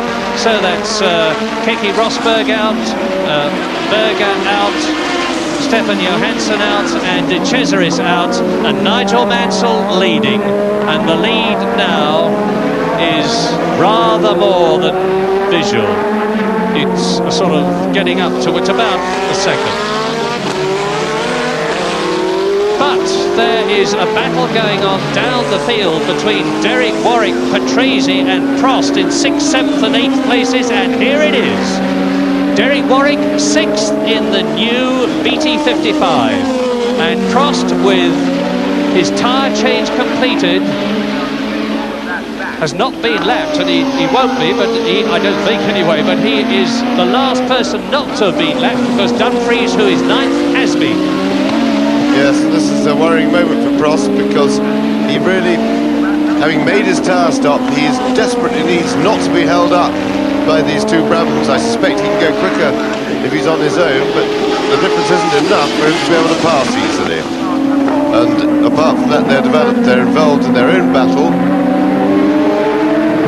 Warwick in the new car, Ricardo Patrese. They brought out the old model to see if they could get over their handling and development problems, and there goes Prost. But he'll really be in quite a hurry to dispense with this battle ahead of him, so that he can start having a run back at the points positions. Lap 28, race order. Mansell leads, Piquet 1.5 seconds behind, Senna some 33 seconds behind, third, Alboreto fourth, Arnoux fifth, Warwick is in 6th position, and you look at him now, Patrese 7th, Prost is 8th, and I am vastly impressed with the Brabhams in this race. They have had a dreadful season so far, with the introduction of the new BT55, the tragic death of Elio De Angelis in testing of Paul Ricard, and into the pits comes Ayrton Senna in 3rd position. Let's see if this is a good pit stop by the Lotus team. Senna, mucho agitato, waving his left hand, and it's a far from inspired pit stop. Steve Hallam having a conversation with Senna, and this looks like bad news. You can see the seconds ticking away, and before very much longer, Michele Alboreto will be through and into the place that Ayrton Senna had, which was 3rd position. A Ferrari up into 3rd position, and that is strange in racing these days, all too sadly. And now, as you see, it's now getting up to 40 seconds, and up goes the Lotus on the jack. Senna's season is crumbling. The man who won in Spain and Detroit looks as though he's stuck long-term in the pits, and Prost there has gained a place as a result of it. And the order now is Mansell leading, Piquet 2nd, Alboreto is in 3rd position, Arnoux is 4th, up to 5th has gone Derek Warwick, to 6th has gone Patrese. So certainly for the first time this season, both the Brabhams, there they are in the points. There is 7th place man Alain Prost, not in the points, and not showing any sign at all of catching, let alone passing the Brabhams. Yes, beginning to look at him, Prost is really struggling. He got up behind them and then couldn't do anything about it, and now he's actually beginning to lose time. Whether his tyres are going off or what, it's hard to say, but it's been a generally very unhappy weekend for Prost, and maybe it's the old French jinx. Bрэnds-Hэтch, the French have always had a lot of trouble winning at Bрэnds-Hэтch in the junior Formula, in Formula 3. They come over to Brands and they worry about it. They find the circuit very difficult, but Prost is good enough not to have those problems, and he still doesn't seem to really get it together here. What a wonderful fillip it would be for Bernie Ecclestone and Gordon Murray's Brabham team if both their cars, the new one and the old one, could finish in the points. Now we're on lap 30. It is a 75-lap race, and they've got a long way to go before they can do that, but they're going jolly well at the moment. But the leader there, Nigel Mansell, has now lapped everybody up to Alain Prost and is catching him, because Prost is dropping back from Patrese 6th and Warwick 5th. Yes, and the biggest worry in the Williams pit, I would think now, Patrick Head hanging out lap 2, which means 2 laps to go before his tyre stop. And I would think the biggest worry in the pit, and Nelson Piquet is in already. So Mansell on his own, Piquet has made his tyre stop already. And their big worry is they've pulled such a lead on each other, I would think that the team must be worrying that they're racing each other so hard that something could go wrong.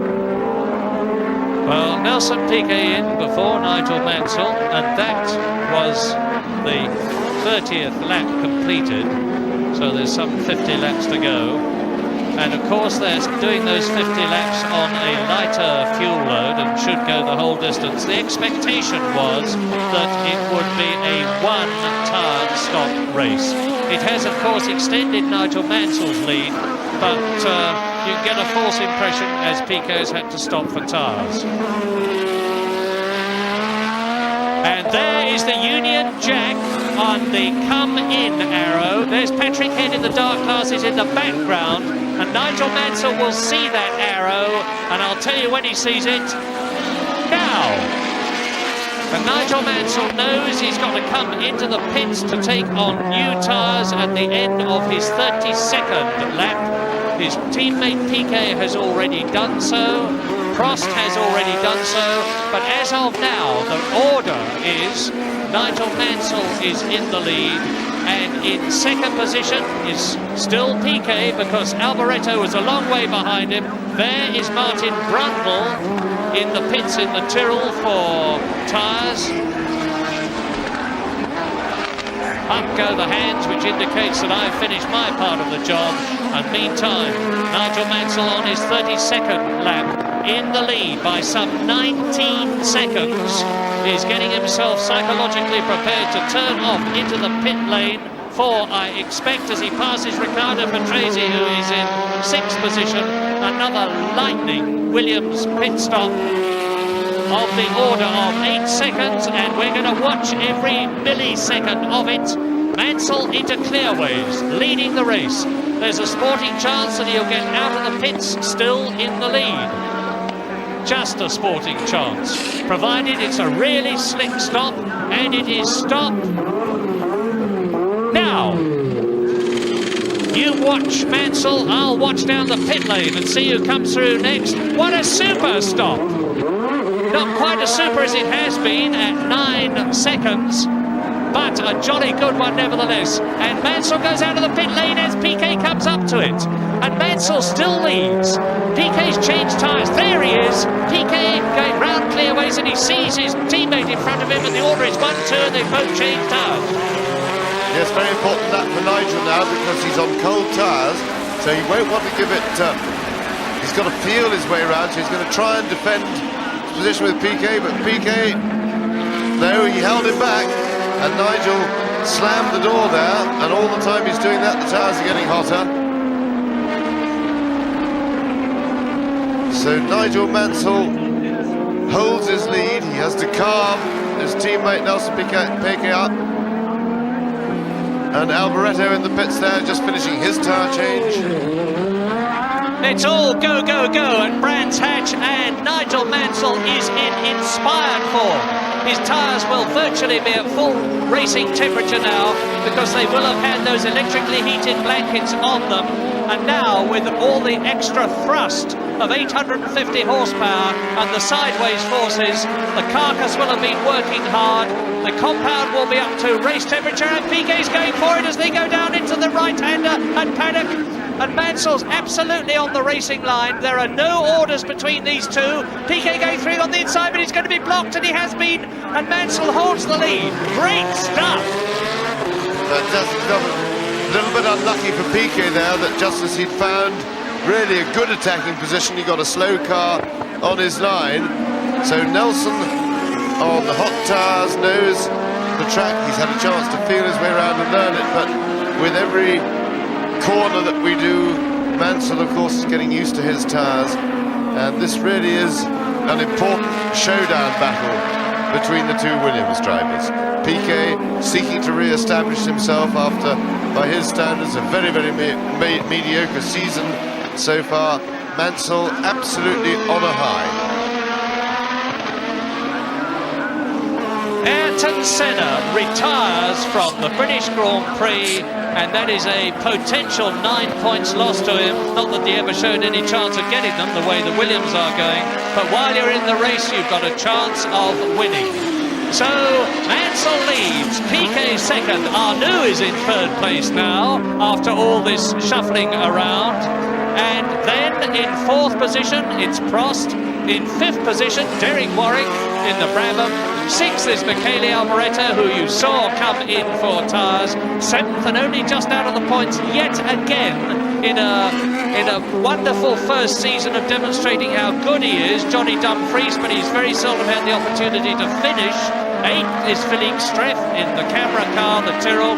9th is Farby. By the way, Dumfries has been lapped and he's in 7th position. 10th is Tombay, 11th is Brundle. Jonathan Palmer is still running in 13th position, and you know that Ayrton Senna is out. Tim holds out, chewing gum Tim holds out the signal to indicate to the two Williams cars that one of their major rivals, Ayrton Senna, is out of the British Grand Prix. And you know, those of you who watch Grand Prix racing regularly, that Williams, the team, has an absolutely superb pit-to-car, car-to-pit radio system through which the respective team managers, Patrick Head in the case of the Nigel Mansell car, can talk to their drivers. The drivers can talk back. You don't do too much chatting under these conditions. But undoubtedly, with Nelson Piquet 1:11.250, and that is a new lap record. Jacques Lafitte, who was taken to hospital after that first start with the crash, as Mansell comes up to Riccardo Patrese, who is in 12th position, and there's a new lap record by Nelson Piquet. And tremendous stuff this by the two Williams cars. They're involved in what is a very, very important personal battle. Mansell was started the season as the number 2 driver. Piquet was brought in for the big money and everything. Mansell got on top now, and Piquet now is indulging in the showdown to try and re-establish himself as number 1. And the fact that their car at the moment seems to be the class of the field means that their most important battle is with each other. And Piquet gets carved up by the Brabham there in between, but I don't think he'll be delayed for long. Tracy makes room, lets him through. Well, it's bad news for Australia, I'm afraid. Alan Jones, who is having a far from good season because he has had to retire from 6 Grand Prix out of 8 already, is now making it 7 because he's had to retire with a broken throttle. Jones is certainly not having the luck. And Patrick Tombay, his teammate, is in 9th position. And as you look at this really epic struggle between two of the top men in Grand Prix racing today, in the car that is the best, the order is Mansell leading, Piquet 2nd, Arnoux 3rd, Prost 4th, Alboreto 5th, Warwick is 6th and has been lapped.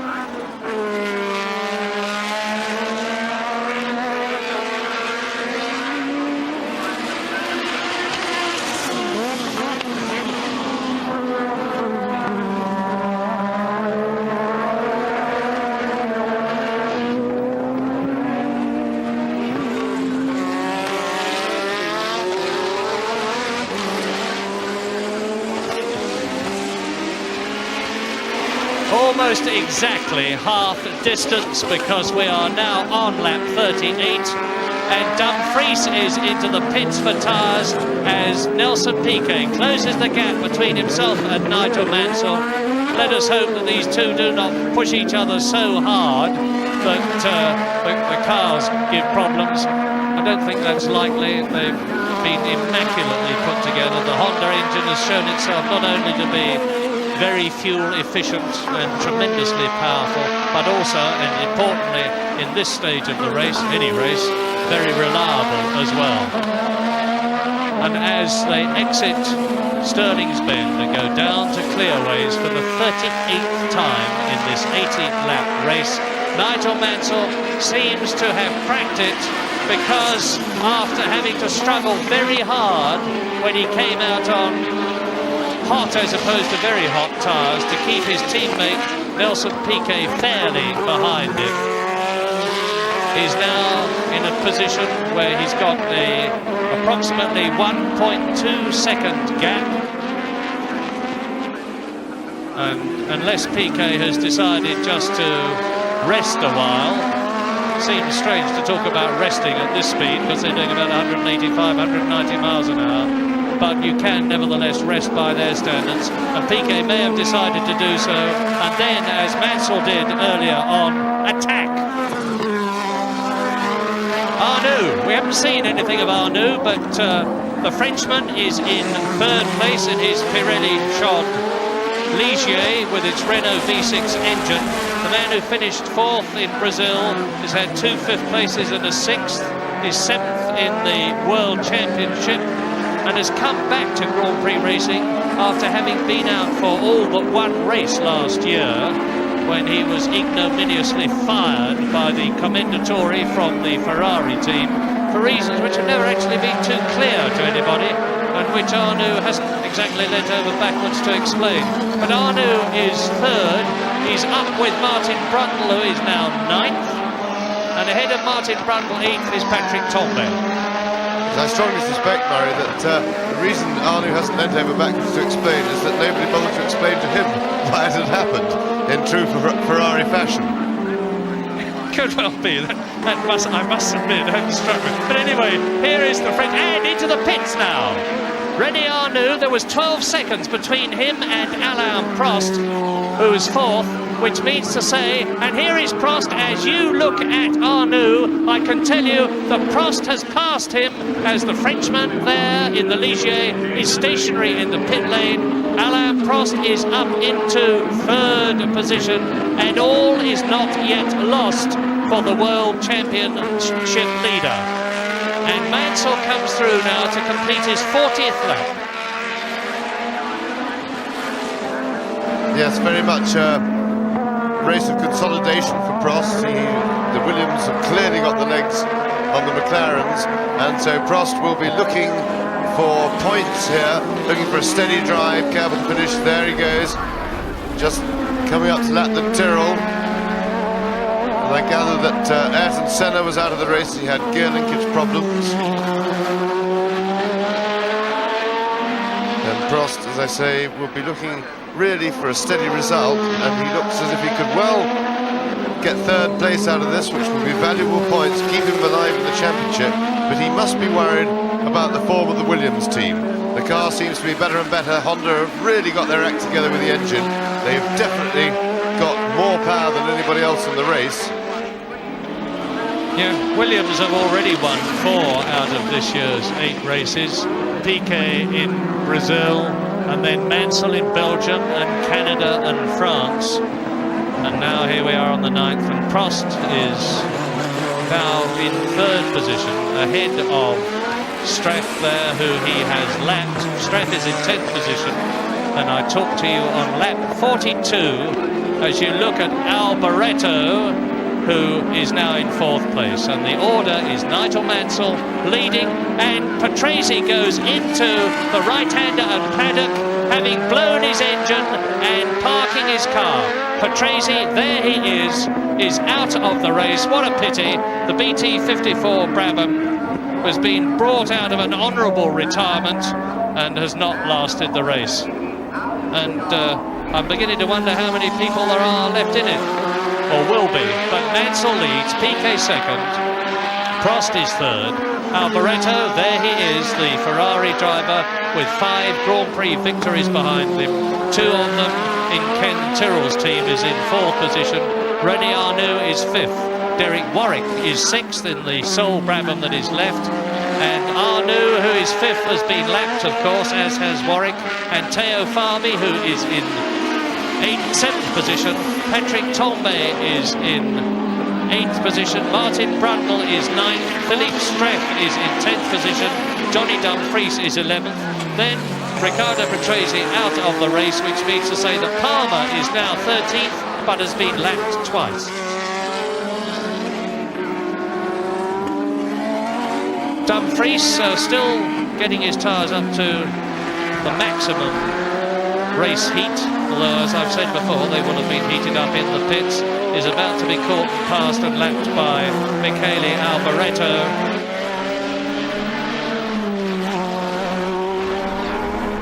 There's Piquet, second. Now, where is Mansell in relation to Piquet? There he is. He gives us a little stab of flame from his exhaust pipes to show us where he is.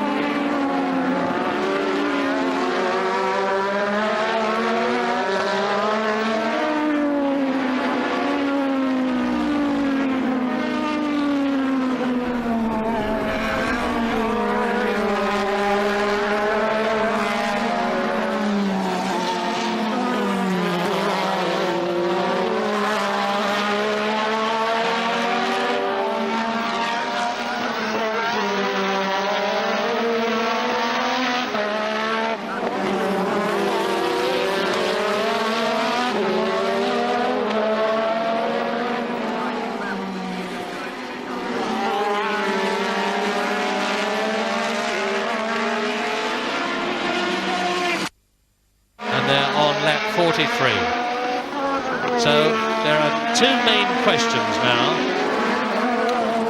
Is Piquet just taking it easy? That's the main one. The second one, which I suppose is just as important to the Williams team and their fans, of whom there are many thousands here, will both Williams last the race? Funny enough, I think we may have a cat and mouse game going on here between the two Williamses, in that I suspect that Mansell, comfortable in that lead, although it doesn't look very comfortable, but Piquet is not in a position to attack, may well have turned his boost down. I suspect that Piquet will be trying to do the same thing and waiting for a showdown in the last 10 laps. The only team orders, of course, that they have is not to hit each other. They are definitely racing each other, and of course there will be a lot of questions in the house if they attack each other, but believe me, this is a very important race indeed for both of them. For Piquet, it's a chance to re-establish. For Mansell, it's a chance to consolidate all the good work he's done already this season. And if Piquet is saying, if you turn your boost down, I'll turn my boost down, Alain Prost will be delighted because it will give him an opportunity to, and Johnny Dumfries is not being caught, well, he's being caught by Nigel Mansell, but Mansell had to do a bit of unexpected braking there, and is now past the Scotsman. And Nelson Piquet has got to get past the Lotus. It's the only one left in the race, of course, with Senna out of it. So Keke Rosberg out, Berger, who was at one time second, is out a long time ago. So is Stefan Johansson with turbo trouble. Andrea De Cesaris out, Alan Jones out with gear leakage trouble. Ayrton Senna out with the same problem. It's not unknown for the Lolas to have that problem because they've had it all season. But strange for the Lotus, because that, as far as I know, has not given any problems before. Senna will be far from happy now, because whatever happens now with him out of the race, if either of the Williams cars which are finishing first and second stay there or in the points, it's going to make things yet more difficult for the Brazilian Senna. And this race remains to be desperately important to the person who is in second place. And there he is, Nelson Piquet. Because the gap between Piquet and Senna, who was third in the championship when this race started, was 13 points.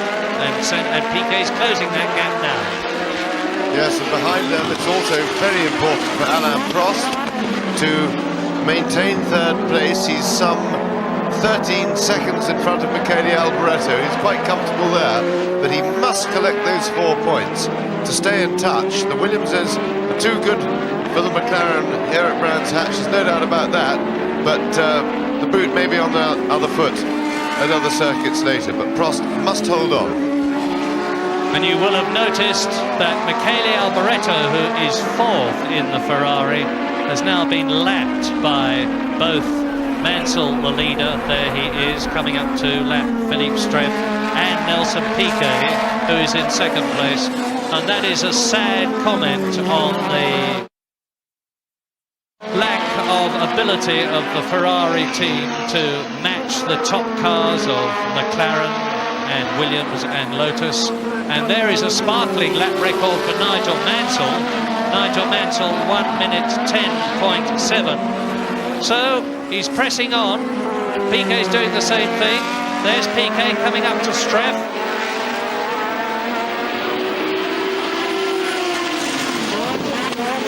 And you see a messy camera lens there, but that's Philippe Streff being passed by Nelson Piquet, and Philippe Streff now passing the exact speed of Jonathan Palmer with his teammate, who broke Gatta long since out of the race.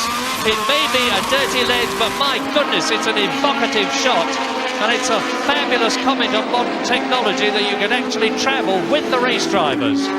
What a pity we can't travel with Piquet. Piquet looks as if he's about to start mounting an attack. Yeah, he's got a little bit closer.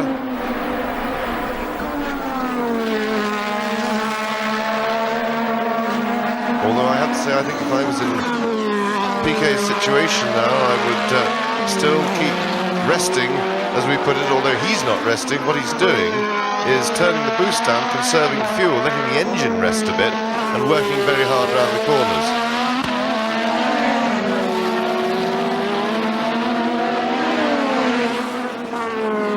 goodness, the days have passed in Grand Prix racing when we had number ones and number twos with team orders not to pass, and they came in a nice orderly procession to the finish.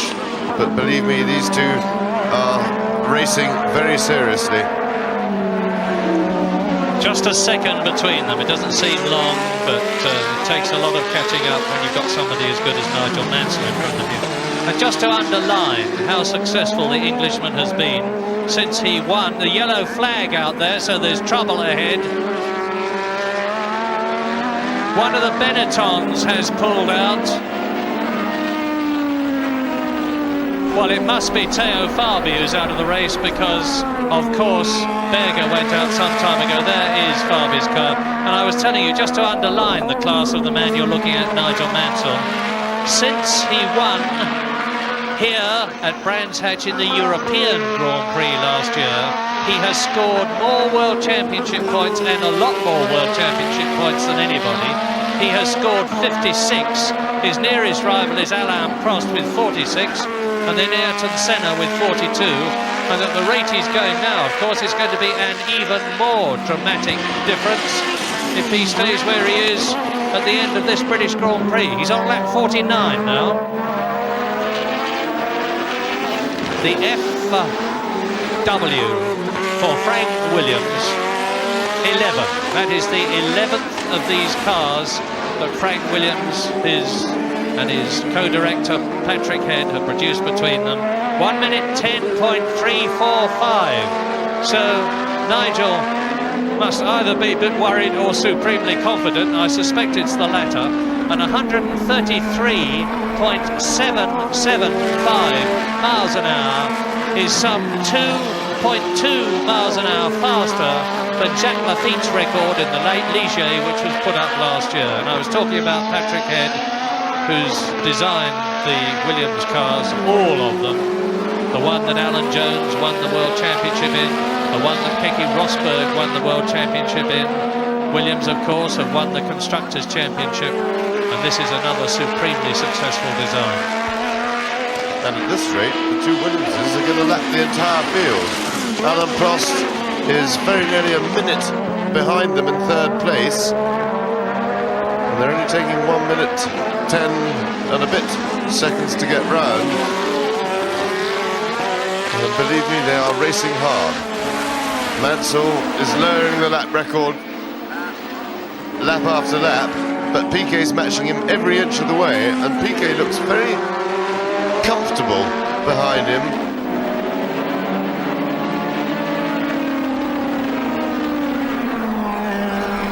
And we've got to hope for a big showdown in the last 8 or 10 laps, which is when really the battle's going to start. And Nigel Mansell's finding Tyrrell cars getting in the way, had a bit of trouble getting past Streff. Now he's diving through on the inside of Martin Brundle, and Piquet does the same thing and nearly came right up alongside Nigel Mansell. That was virtually, and Piquet's in a good position to go for the lead now as they come down to clearways. He's close enough, almost, to come out from behind Nigel Mansell and go for the lead by turning up the boost a bit. But he won't do it now unless he goes round the outside of Paddock, and I can't see Mansell letting that happen. Chances to get a good line through Paddock and have a go up the inside, but Nigel has sensibly closed the door and cut off the inside line. And if he's going to turn the boost up, the only place he can do it that's worthwhile here is now after South Bank Bend as they go out onto the back straight down to Hawthorns. Longest straight at Bрэnds-Hэтch. And will Piquet punch up his boost?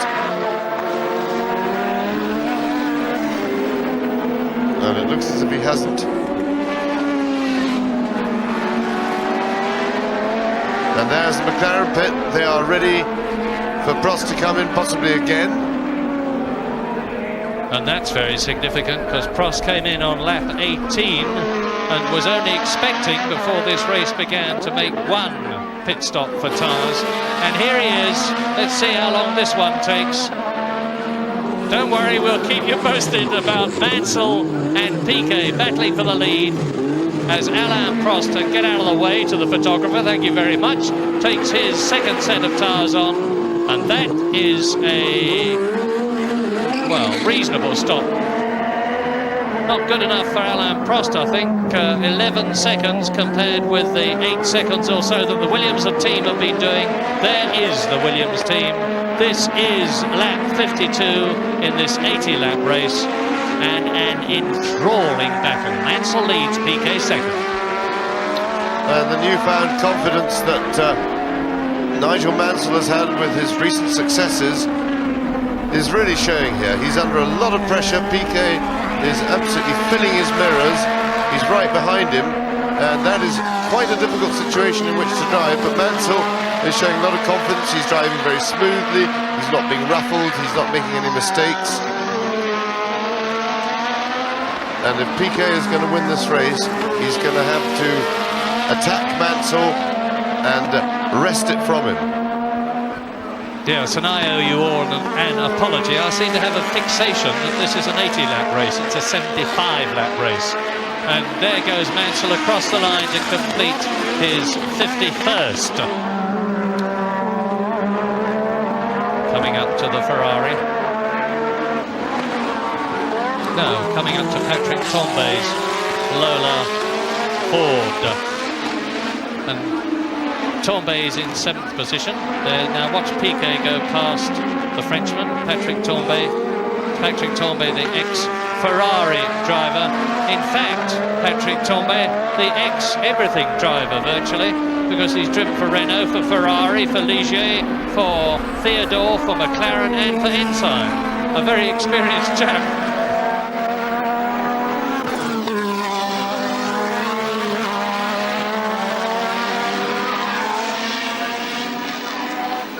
And here is Alboreto, or will be Alboreto, who's in 4th position on the same lap as 3rd place man Alain Prost. Waiting to come. The Ferrari mechanics waiting to fit a new set of Goodyear tyres to the Ferrari, but they're not going to do so, because there is Michele Alboreto out of the British Grand Prix on this, the 54th lap now, his 53rd lap actually. So they're wasting their time standing in the pit lane, and it will be a very unhappy, disgruntled, depressed Michele Alboreto, who has had 2 dreadful seasons in the end with Ferrari. He may have finished second in the World Championship, won 2 races last year, but in the second half of the season it all fell apart for him. And this year the best he's been able to do was 4th places in Belgium and Detroit. He's had 4 retirements in Brazil, Spain, San Marino and Monaco, and this makes it 5. And Ferrari, who've made big improvements in terms of power to their engines, have got to do yet more work in terms of handling and reliability if they're to get up onto the podium, let alone win races. And here are the cars that are showing every signs of doing both. Nigel Mansell looking very comfortable indeed, leading Piquet. Yes, but Nelson Piquet is looking a lot better than he really has done since the Brazilian Grand Prix, the first race of the season, which he won. And he now has a look about him of somebody who's remembered that he's driving for the World Championship and trying to win it, because it certainly appeared, and Nelson Piquet now posts another fastest lap, but they're really vying with each other. They're just not, as the fuel load comes down, the cars get lighter, therefore quicker, and they're just trading new lap records together. But they are certainly racing hard out, and as I say, Nelson Piquet, as René Arnoux goes into the pits for another set of tyres.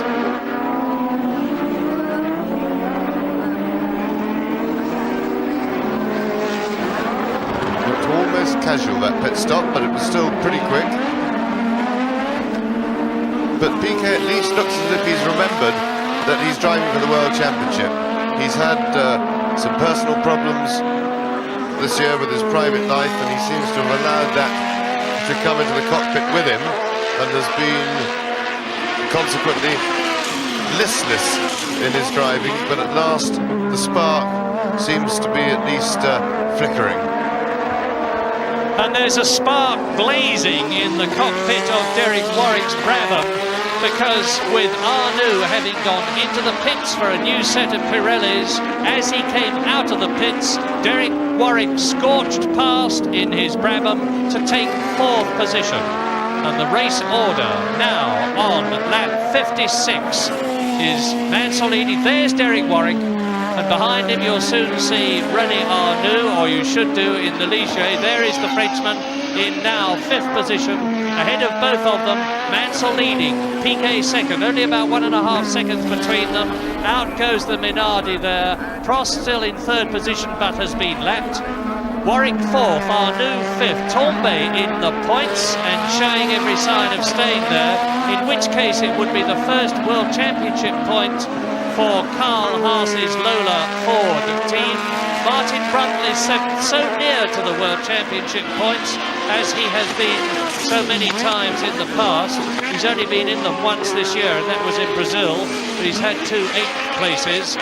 Philippe Streff, his teammate, is 8th. Johnny Dumfries is 9th. Jonathan Palmer is in an excellent 10th position. He may be 3 laps down, but the Zack Speed team, who is struggling to get the testing time and the money to go testing, the best they have been able to do so far is 8th place in Detroit. And there we see it captioned. The 2 Williams cars have now lapped the whole of the rest of the field, which I suppose in one way is a bit of a bonus for those who are lapped. They've got 1 more lap's worth of fuel, because remember they stop when the flag comes out anyway.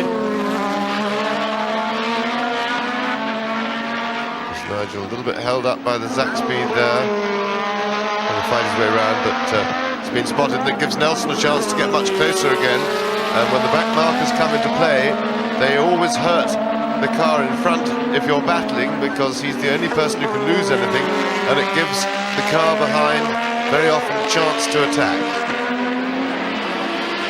And Nelson once again having a look, but he's not quite on top of him enough. And René Arnoux, with his tyres up to racing temperature, has predictably actually caught and passed Derek Warwick to retake 4th place. There's Arnoux, who is now 4th. Behind him, Derek Warwick is 5th. There's no discredit to Derek Warwick, because the Brabham, although it's been improved a bit, is still a heavy car. It's still poor on acceleration. They're still finding problems in getting the grip that they want, whereas the Ligier is a car that has improved race by race this season and is certainly nimbler and faster than the Brabham, and showing it. And Nigel Mansell is coming up to lap René Arnoux for the 2nd time, and Warwick, of course. He'll take Warwick first, who's in 5th place. And my goodness, it's an indication of the incredible speed, reliability and consistency of the 2 Williams cars, and the way the 2 drivers are forcing each other on. Neither of them can relax. Nigel Mansell can see where Piquet is and is determined to win his first British Grand Prix. And Nelson Piquet, in the nicest possible way, is determined to stop Nigel Mansell winning his first British Grand Prix.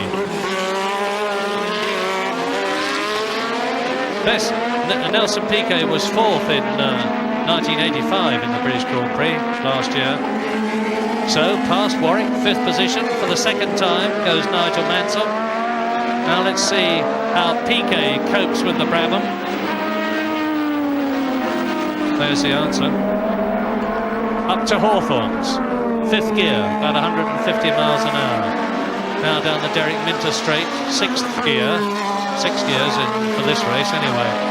Westfield, 160 miles an hour. 5th gear now at the approach to Dingle Dell. Now into Stirling's, that's a 3rd gear, about 130 miles an hour corner. That's where Mansell went off on the rumble strip, with sparks coming up from his under tray. A puff of smoke from the back of the Williams there as he clears clearways and goes through, and the gap between himself and Nelson Piquet has increased a bit to 1.9 seconds. They're on lap 60 out of 75.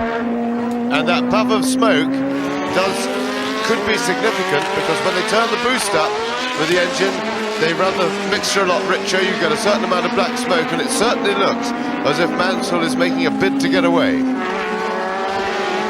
Just caught myself there. 75 lap race. Nigel Mansell leading on his 60th lap. Spent a long time with Nigel Mansell and his wife Roseanne and the 2 children over the weekend. He is intensely ambitious to win this race. Nothing matters to a British driver, of course, short of winning the World Championship, as much as winning your own Grand Prix in front of your own crowd.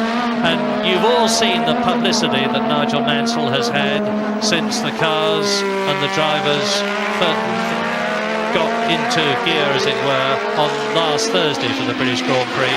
He's been in the eye of the nation, and nothing would please him more than to come home first. It would be a wonderful fillip to him.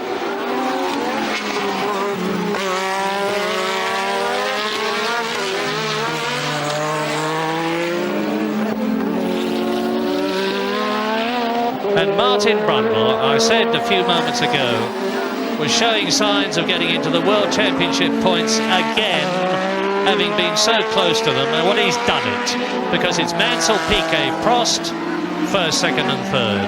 Arnoux, Warwick and Brundle. So we now have 3 Englishmen in the first 3 places. Nigel Mansell leading. Derek Warwick in the Brabham in 5th place. Martin Brundle in 6th position. And he's got there by getting ahead of Patrick Tambay. And all credit to the man from South Wootton, which is near King's Lynn. Martin in the motor business with his father John and his brother Robin, saloon car racer. Robin, who drove his first Formula 3 race earlier today. And Martin Brundle is a man who needs a result. This is his 3rd season of Grand Prix racing. He has been in a car up to now which even Ken Tyrrell, I would admit was not competitive. It had the Ford DFV engine against the turbos in Martin's early days with the Tyrrell team. But now Martin Brundle is showing his class and showing signs too of getting a World Championship point again. Lap 62, the leader, Nigel Mansell. In 2nd place, Nelson Piquet, just saw his car there.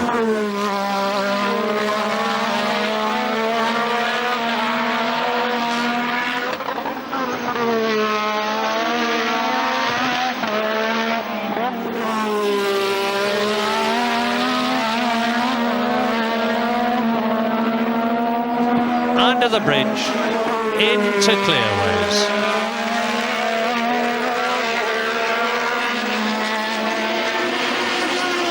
Over the line, lap completed, clearways, Mansell, Piquet. They are the only 2 that are on the same lap, and that is lap 63. And thank goodness for them, because such as their dominance, they've lapped the entire field, including world champion Alan Prost in 3rd place. And but the good news is they're going to make a race of it. Mansell has really been dominant of the pair so far in the race, but one gets the feeling that Piquet has woken up a bit from his fairly somnolent posture that he's had most of the season, and we have to wait and see if he's got something up his sleeve in terms of a bit of fuel saved whilst following Mansell to have a charge at him in the closing laps. Piquet desperately needs a win. You may wonder how friendly Piquet and Mansell are being in the same team. Well, the answer is that they are certainly not unfriendly, but Nigel Mansell says quite openly, and I mean this nicely, Nelson Piquet's problems are Nelson Piquet's problems and mine are mine. We both drive for the Williams team, we both have our race engineers, neither of us is going to do anything to make things deliberately difficult for the other, but we're both very conscious of the fact that we each want to win. Well, Nigel's done it 3 times this year to Nelson Piquet's 1 time, and now for the first time we have a fastest lap at under 1 minute 10 seconds, 1 minute 8:08, nearly 134 miles an hour for Nigel Mansell. The 2 Williams cars in their battle for leadership, and it is a battle. This is not a procession, this is a toe-to-toe, eyeball-to-eyeball, almost wheel-to-wheel. What, just a few lengths between them. Battle for supremacy in the team, in the World Championship, at the British Grand Prix, between Nigel Mansell, who is driving his 83rd Grand Prix, Nelson Piquet, who is driving his 119th Grand Prix. The difference between them being that Piquet has already won the World Championship twice. There's Patrick Tambay out of the race. Oh dear, that means that both the Carl Haas Lola Ford cars are out. Patrick Tambay joins out of the race. Michele Alboreto, Ayrton Senna, and his teammate Alan Jones, Andre de Cesaris, Stefan Johansson, Gerhard Berger, Keke Rosberg.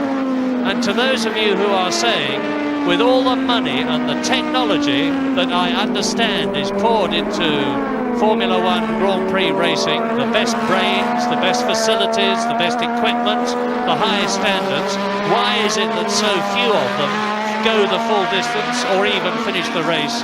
And the answer to that is that there is no sport more competitive than this, and they are on the outer limits of technology the whole time. Now we're coming up to the line, we're going to have 10 laps to go, and this is where Piquet, if he has anything in hand, is going to have to start making his move. Overtaking is sufficiently difficult, you can't just draw it out of the hat and do it to order, and if Piquet's got anything in hand, he's going to have to start his attack, because it may take him the best part of 10 laps to get past.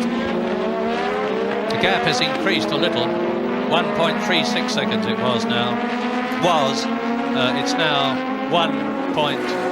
I know that's not very much, but it is indicative of the fact that there is nothing between them, and that if anything, Nigel Mansell is pulling away rather than Nelson Piquet pulling up to Nigel Mansell. And Mansell's got what may be a problem in front of him now.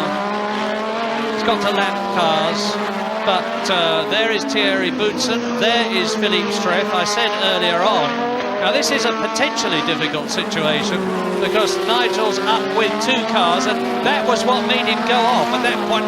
And he's past Boutsen.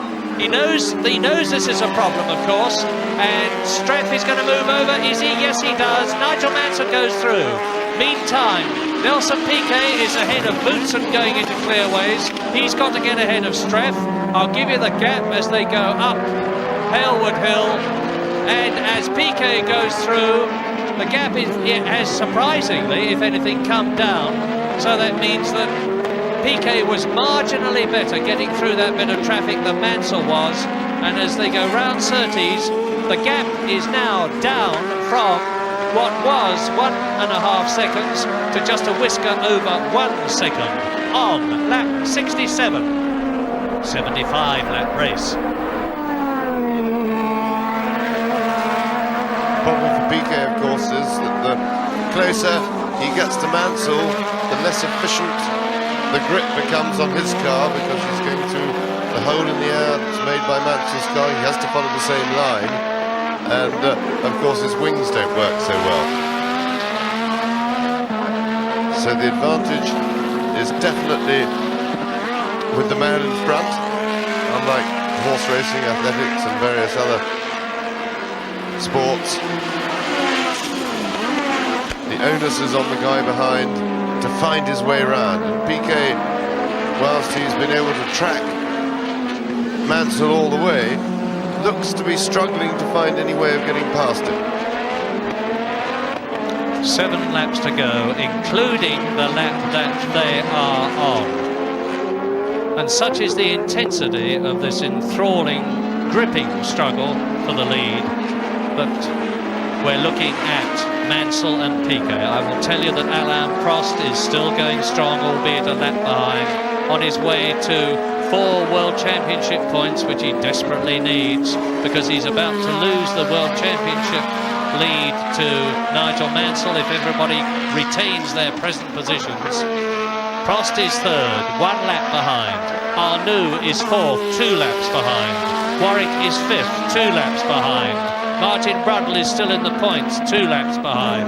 Streff is 7th, Martin Brundle's teammate, 3 laps behind. Dumfries is in 8th position, also 3 laps behind.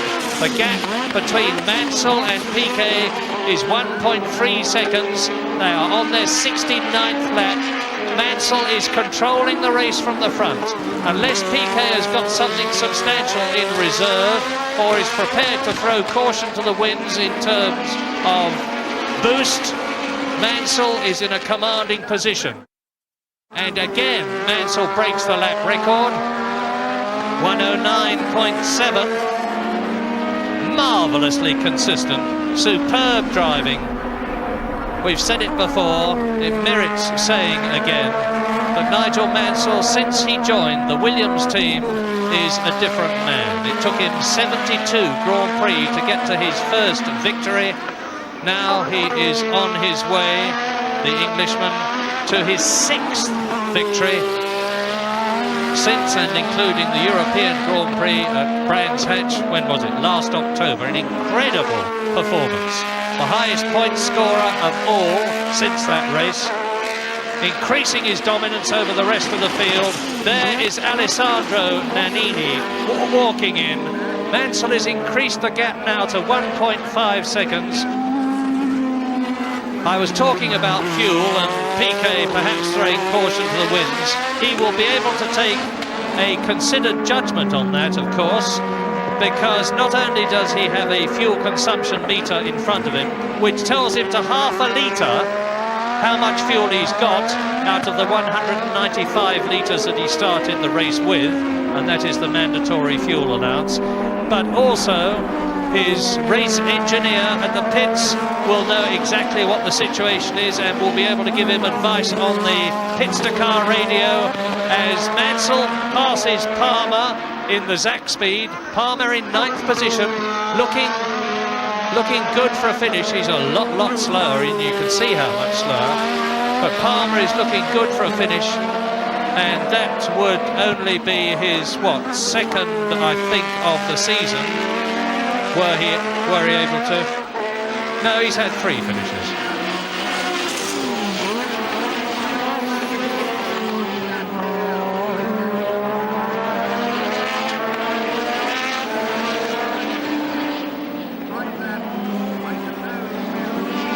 What a marvellous view from the airship of the 2 Williams and the enormous crowd.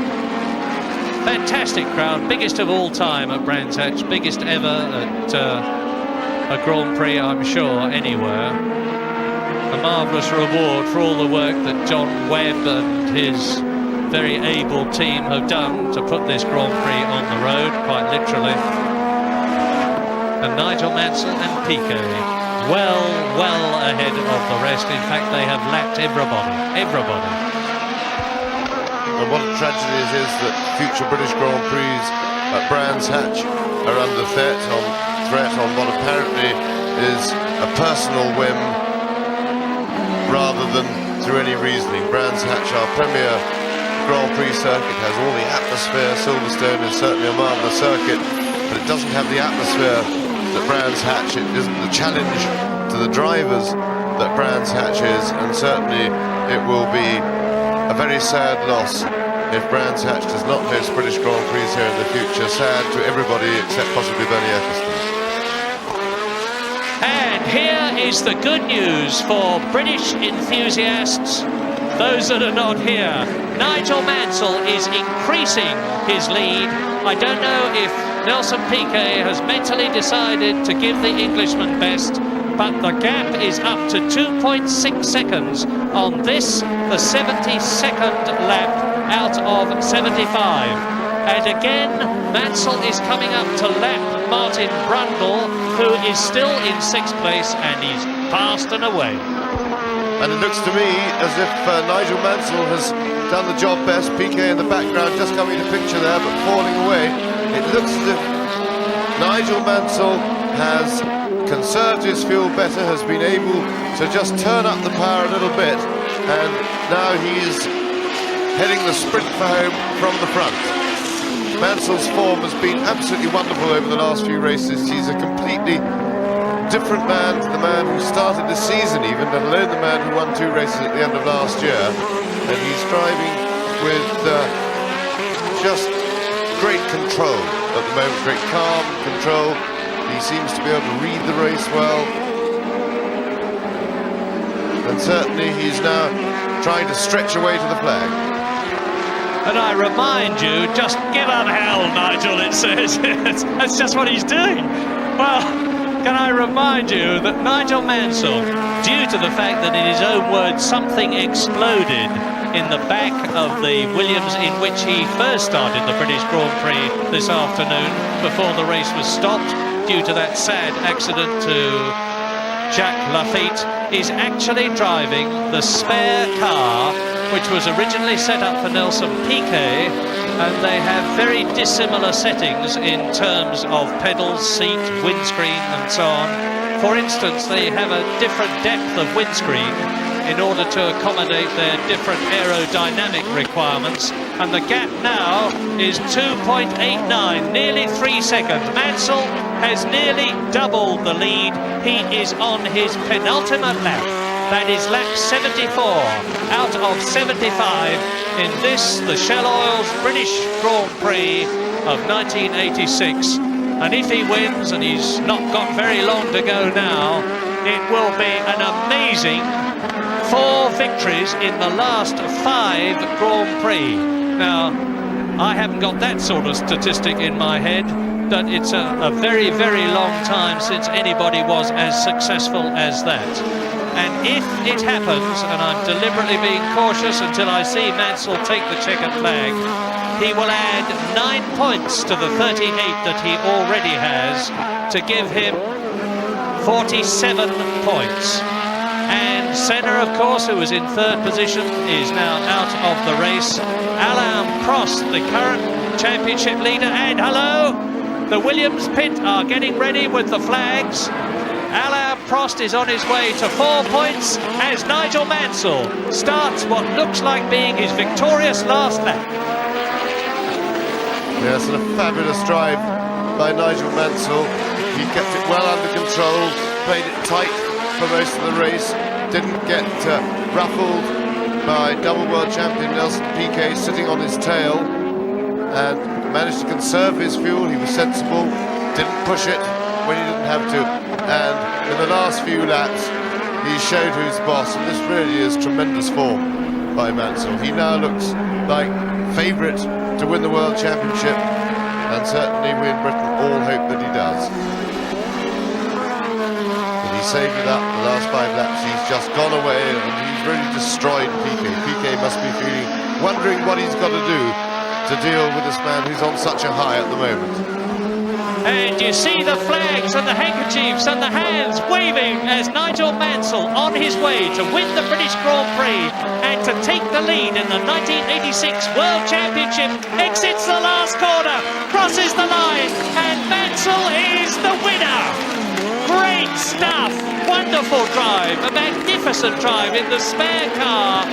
And Mansell, who is dominant in terms of his mental approach at the present moment, has got the winning car. He's extended the Williams Constructors' Championship lead, and the crowd is on their feet. They're giving him the big shout, the big wave all the way around the circuit. And if luck was anybody's today, it is Mansell's. I say that because he needed the luck after failing to get the car round the first lap at racing speed when the race first started, and he's turning in now, and there's going to be an absolutely ecstatic reception. Prost still on his way. Nelson Piquet has finished second, of course. Alain Prost never to be overlooked. And Brundle has finished in 5th position. So the race order at the end of the British Grand Prix is victory for Nigel Mansell, 2nd place for Nelson Piquet, 3rd position for Alain Prost, 4th position for René Arnoux, 5th position for Martin Brundle, and 6th position for Derek Warwick. 3 British drivers, and there are 2 of them, Mansell and Brundle, congratulating each other in the first 3. And Mansell looks to me, indeed he's fainting, I think.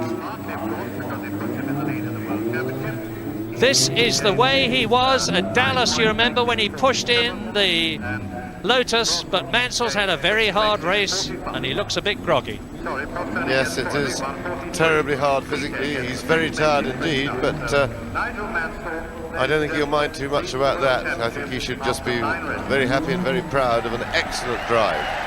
He's given it everything. He sat down, but believe me, it is very much like marathon running. People don't think that driving a Grand Prix car, well, they think it's like driving an ordinary car, but believe you me, it's not. Nigel Mansell will have given everything he's got physically. He'll be dehydrated, drained.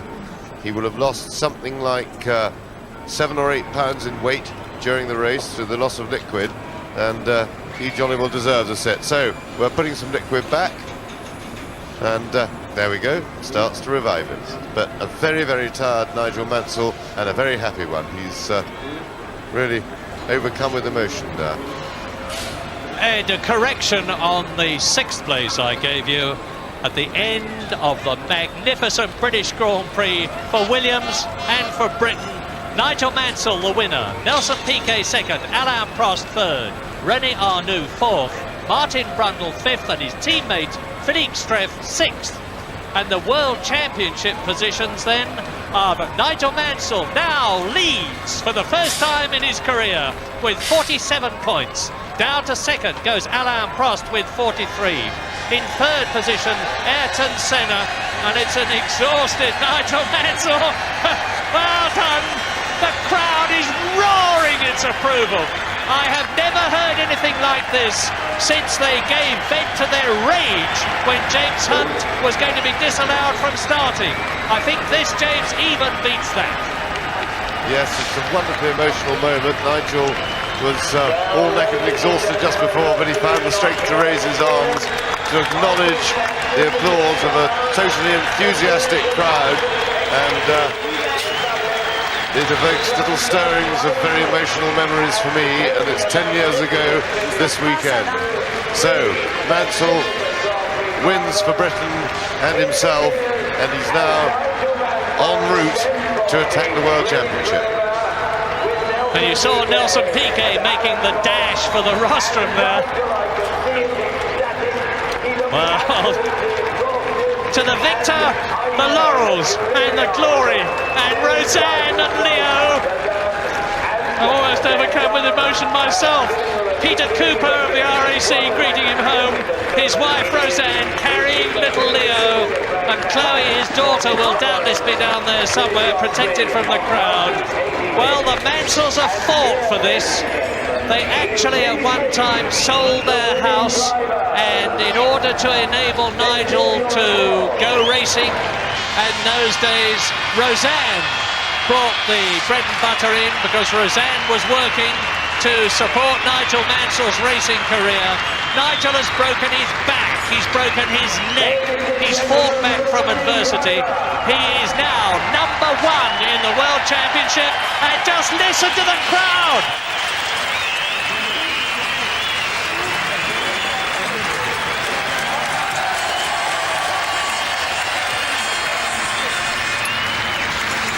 And there is that magnificent Shell Oils crystal bowl, and now Nigel can put one at each end of his dining table at Port Erin in the Isle of Man, because he's got the one that he won here at Bрэnd's at the European Grand Prix last year, and now this magnificent twin to add to it. The only difference being that there's Roseanne, his wife, there's Leo, his son. The only difference between those two bowls, one says European Grand Prix, the other says British Grand Prix, and I don't think Nigel can comprehend it. He's almost out on his feet. Roseanne can see it, and she's worried, and well, she might be, because Nigel is feeling it.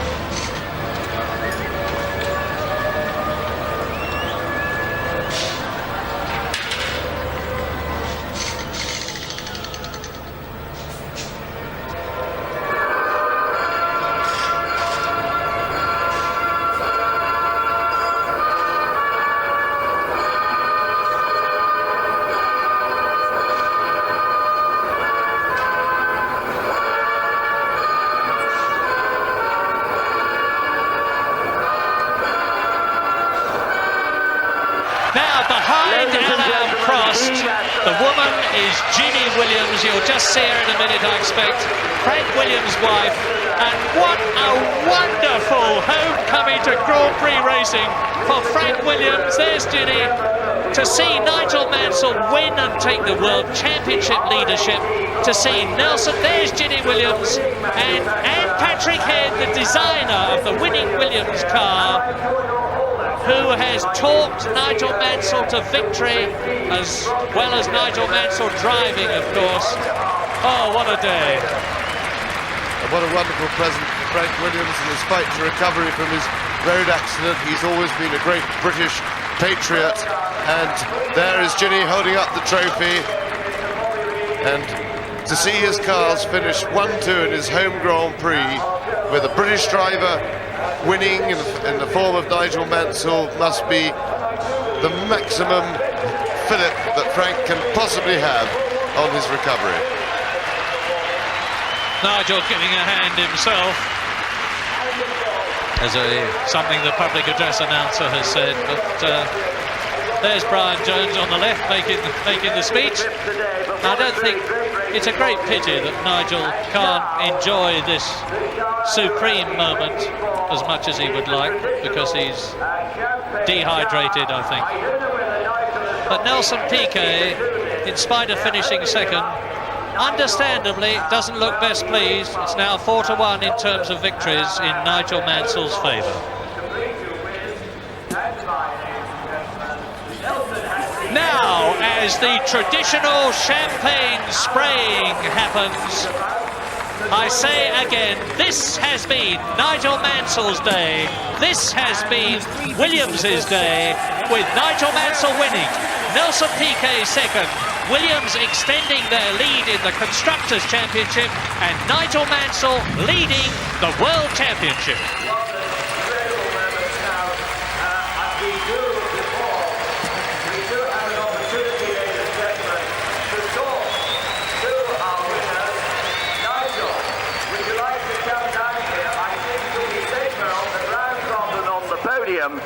Nigel Mansell, that really was quite one of the most remarkable races I have ever seen. You know, the British crowd asked you if you would do it. I know you were determined to, but it looked as though it was a very high price to pay. It was done for everybody out there who supports all the English drivers. Thank you very much, and for Frank Williams and Ginny here, it was a fantastic victory for the team. But what a wonderful crowd, fantastic, thank you very, very much. Nigel, at the risk of pestering you, because I know we do have a little bit of time, more water is required, we do have a little bit of time before you go off to do these residuals. I think we should take it slowly, because it really has been one of the most exhausting races. Are you aware that you set a new lap record in the 1:09? No idea. No idea. I can tell you it is blisteringly quick, 135 miles an hour, and you were maintaining a pace of something like that for 75 laps. It really is an extraordinary performance. Did you have any problems? I didn't want to lose. Tell me, I don't honestly believe that Piquet gave you an inch. No, but he gave me half an inch. He certainly gave you a hard time at 75 laps. Do you think it was made harder because you were at Bрэnds-Hэтch? Oh yeah, it's an incredible circuit. I keep saying this was my hardest race, but Nelson, make no mistake, is a great driver, and we were literally nose to tail all the time, and we're having to push and push and push, and then we'd get in a little bit of traffic, and it was seesawing, and you just couldn't let up. You know, the person that was going to win was the person that was going to push all the time, and that's my excuse to being tired. I think, ladies and gentlemen, you'll agree he's got every excuse for being tired. Just before he goes, let me make the point to you, ladies and gentlemen, that you are greeting the winner of the Shell Oils Grand Prix of Europe and the Shell Oils British Grand Prix of Bрэnds-Hэтch. This is a unique double. Well done, Nigel Mansell.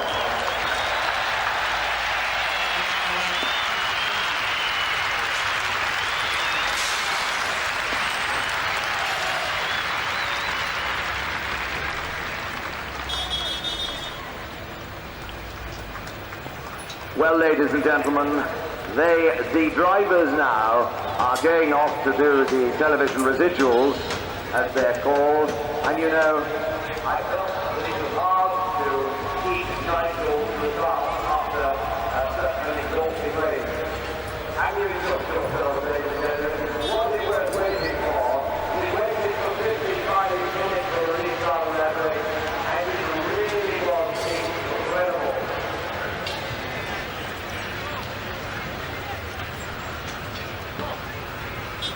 Well, as you are aware, Which is Chloe? I'll tell you who's got the trophy. This is Williams at the moment.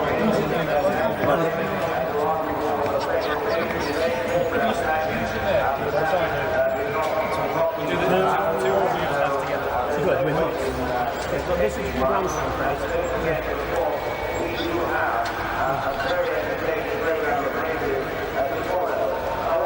I'm hearing nothing but Ryan because of an effect on my body.